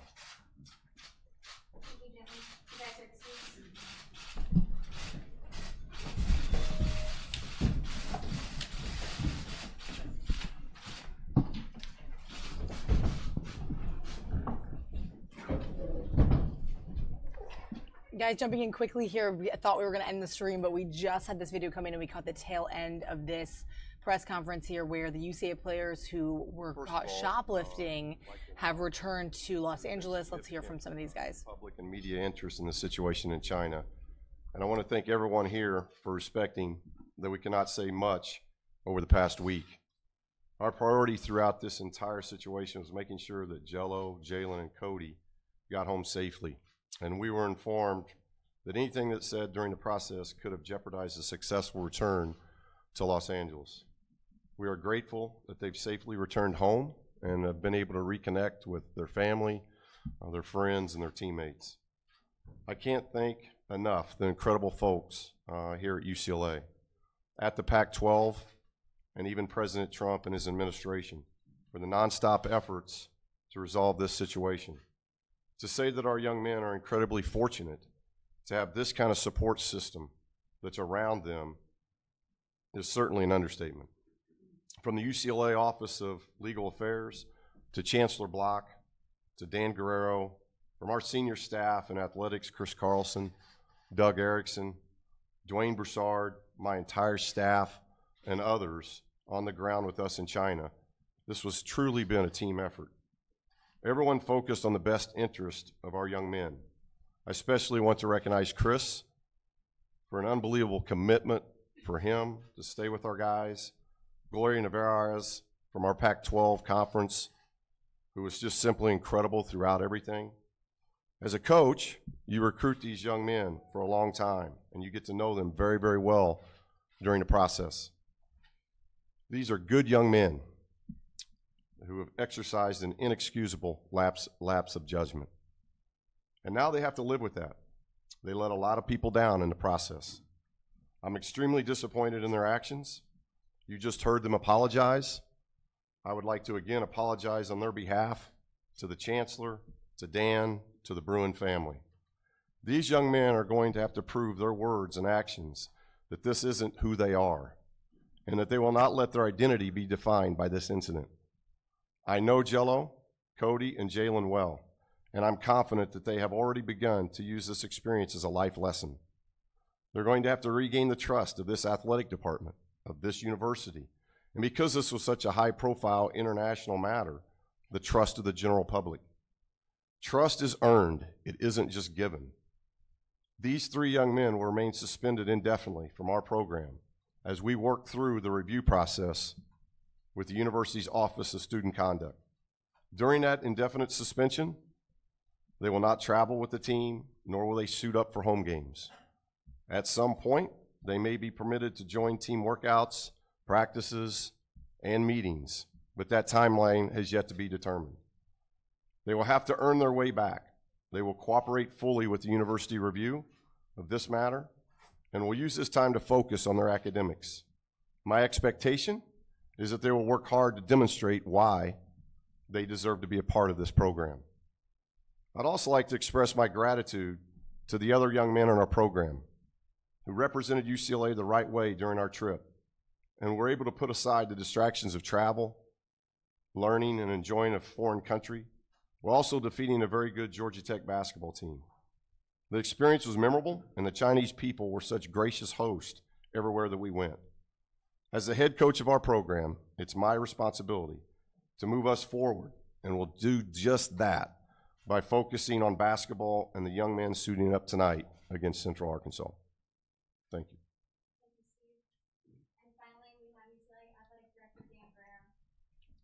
Thank you. As Steve mentioned, we're very disappointed in the conduct of our 3 student athletes on what should have been a very positive, memorable trip for our entire team and for our university. Their irresponsible actions overshadowed that opportunity. They've taken the first step here today, as you've seen, apologizing for the hurt and pain that they've caused the UCLA community and accepting full responsibility. In my meeting with them in Hangzhou, their expression of remorse, regret, sadness, and embarrassment was as genuine as it gets. They know they made a huge mistake, and as you can see, they're deeply sorry for it. To echo Steve, it's my hope that these 3 young men are not defined by this one instance, but rather by their efforts to restore our trust in them. Their actions in China are contrary to our true Bruin values in UCLA athletics, and quite frankly are unacceptable. As a young man and Steve acknowledged, there were so many people at UCLA, both in Westwood and in China, as well as the Pac-12 Conference, who were instrumental in getting us through this challenging time. Let me just express my gratitude to everyone involved. I also want to add my sincere thanks to Chancellor Block for his resolute support throughout, as well as to acknowledge the efforts of President Trump and his administration, including White House Chief of Staff General Kelly, who took the time to call our students over the weekend. I also want to express my sincere apology to Alibaba and the Pac-12 Conference, who worked collaboratively to make this incredible cultural exchange possible. The wonderful people of China, Georgia Tech, and our UCLA community for the disruption and the negative attention the students' actions brought upon this extraordinary trip. I recognize there are many questions yet to be answered about what transpired in China over the last 9 days, and I appreciate the media and the job that you have to do. My statement today will provide some answers to those questions, though not likely all of them. While the students having just returned last night, we're continuing to review certain aspects of the matter. Some fans, alumni, and members of the media have wondered why we remained silent during this situation. Essentially, as you might imagine, and was indicated by Steve, the sensitive nature of trying to bring our students home safely demanded that we stay silent. Let me start now by saying that prior to leaving the United States, and again while in China, Coach Alford met with the team and reminded them all of the expectations and the responsibilities that go along with representing UCLA. He and his staff did this as a means, proactively, to try to prevent a negative situation of any kind. On Monday, November 6th, first full day of the trip, the group had a phenomenal experience visiting the Alibaba campus, where the team had an opportunity to tour the campus and to hear from Joe Tsai, the co-founder and executive vice chairman of the Alibaba Group. Later that evening, the students were given 90 minutes of free time, if you will, to explore the town of Hangzhou or simply to relax. Jello, Jalen, and Cody used that time to visit several stores that were adjacent to the hotel. It was at that time that they took the items from 3 of those stores without paying for them. They then returned to the team hotel with those items. The following morning, November 7th, the police arrived at the team hotel and began to interview several members of the Georgia Tech team and the UCLA basketball team, as they attempted to identify which students were involved in the thefts. In addition to interviewing several students, police also searched bags both in the hotel and on the team bus. Within a few hours, they identified Jello, Jalen, and Cody as the likely suspects and escorted them to a local police station. Associate head coach Dwayne Broussard, Pac-12 Associate Commissioner Gloria Navarez were able to go with them, and Steve Alford and Associate Athletic Director Chris Carlson followed shortly thereafter. I was notified by the arrest of our UCLA personnel on the ground while I was mid-flight to Shanghai. The Chancellor, the UCLA Office of Legal Affairs, and other appropriate university personnel and UC administrators were quickly brought into the loop, which began work on securing both legal counsel and information, which at that time, of course, was rather sparse. Following the arrest, the students remained in custody, undergoing questioning by police, before being released on bail early in the morning of November 8th. The total bail amount was approximately $2,200 US. As part of the conditions of the release, the students had to surrender their passports and agree to travel restrictions. They were not required to remain in the hotel, though we made that decision out of abundance of caution and respect for the process. The bail in question has since been refunded by the Chinese authorities. The UCLA Office of Legal Affairs, in concert with the Pac-12 Conference and legal experts in China, worked to identify local outside counsel in Hangzhou to represent the 3 student athletes. The university then requested and subsequently received authorization from the parents of the students to engage legal representation on their behalf. Regarding the issue of the expenses that were incurred over the last 9 days, UCLA provided the necessary resources to secure the timely release and safe return of the student athletes. We now have the task of working to reconcile who is ultimately responsible for the costs incurred, in addition to addressing any NCAA implications. When the rest of the team departed for Shanghai to continue their trip in preparation for the game against Georgia Tech, Chris Carlson and Gloria Navarro stayed behind in Hangzhou with the 3 students. Over the ensuing days, our staff and students fully cooperated with the local authorities, who were gracious throughout the entire matter, in an attempt, obviously, to resolve the situation. I made a visit to the hotel on Friday to check on everyone and to reassure the students that many people were working on their behalf and doing everything possible to try to get them home. From those meetings, I was confident that the students were safe and being treated with the highest level of respect. On Saturday, when the rest of the team and the traveling party returned home, 2 UCLA administrative staff members, Associate Athletic Director Chris Carlson and Doug Erickson, remained in China with the student athletes. We left with the belief that substantial progress was being made to achieve a satisfactory outcome. To that end, on Tuesday in Shanghai, the local authorities confirmed that the student athletes could leave the country. They did so at 9 p.m. Shanghai time, 5 a.m. Pacific time on Tuesday, and of course arrived last night at LAX around 5 p.m. When the charges against the students were ultimately withdrawn, Jalen, Cody, and Jello, of course, did admit to breaking the law. As Steve noted, the 3 student athletes have been suspended indefinitely from the men's basketball program as we continue to review the matter in collaboration with the Office of Student Conduct, as we do with all cases related to misconduct for students. We will work together and prudently come to some resolution on this matter in short order. I know there are still questions to be answered. It is my hope that in the coming weeks, as we learn more, we'll be able to share additional information with all of you. As difficult as this time period has been for all of us who love UCLA so dearly, I'm confident in the resiliency of the UCLA community and the Bruin family, and we will continue to move forward together. Thank you. Thank you, Dan. Steve, Dan. This is going to conclude the press conference. Please note that everyone needs to be out of Pauley Pavilion by noon. Before then, you're free to do live shots on the court or stand-ups on the court, whatever you need to do, but we need to vacate this room. So yeah, guys, I'm not sure if we're going to get more from this press conference here, but this just came up as we were kind of winding down the stream, so I wanted to jump back in and make sure you guys saw it. The tweet you see in the right part of your screen is the most recent from the president about this, to the incident that he called unfortunate today. Now, just to note, these players were freshmen. Looks like that stream just ended, so we'll take it back inside here. Players were freshmen.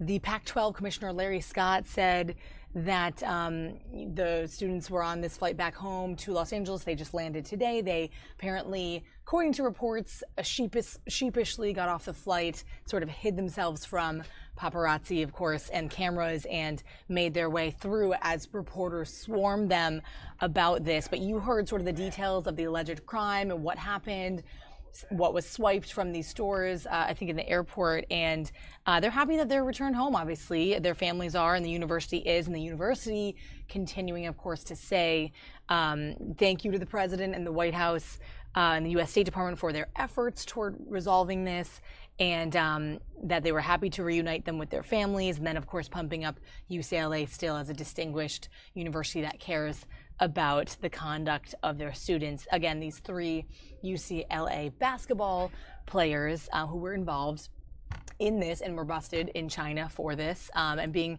held at their hotel. Then they were released, able to fly back.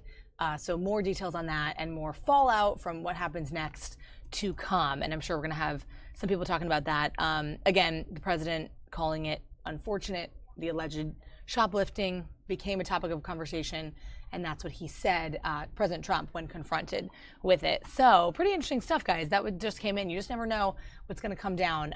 Now that screen has gone black. So one more time, we're going to say, see you next time. We'll see you tomorrow for more coverage, but continue to follow us, guys, on Facebook, Twitter, all of our platforms, and we'll be back with more at 5 o'clock. If you're in the area, flip us on and check out our Facebook. We have tons of trending topics, tons of stories. Anything that's live, we will bring you there if we don't have it on here, which as we wind down the YouTube stream, we'll jump over to Facebook for more of those videos as it comes. So thanks for sticking on, guys, with this. And just seeing your comments here. Yeah, pretty crazy. Cool, guys. Thanks for staying on. All right, we'll see you again tomorrow, 11 o'clock.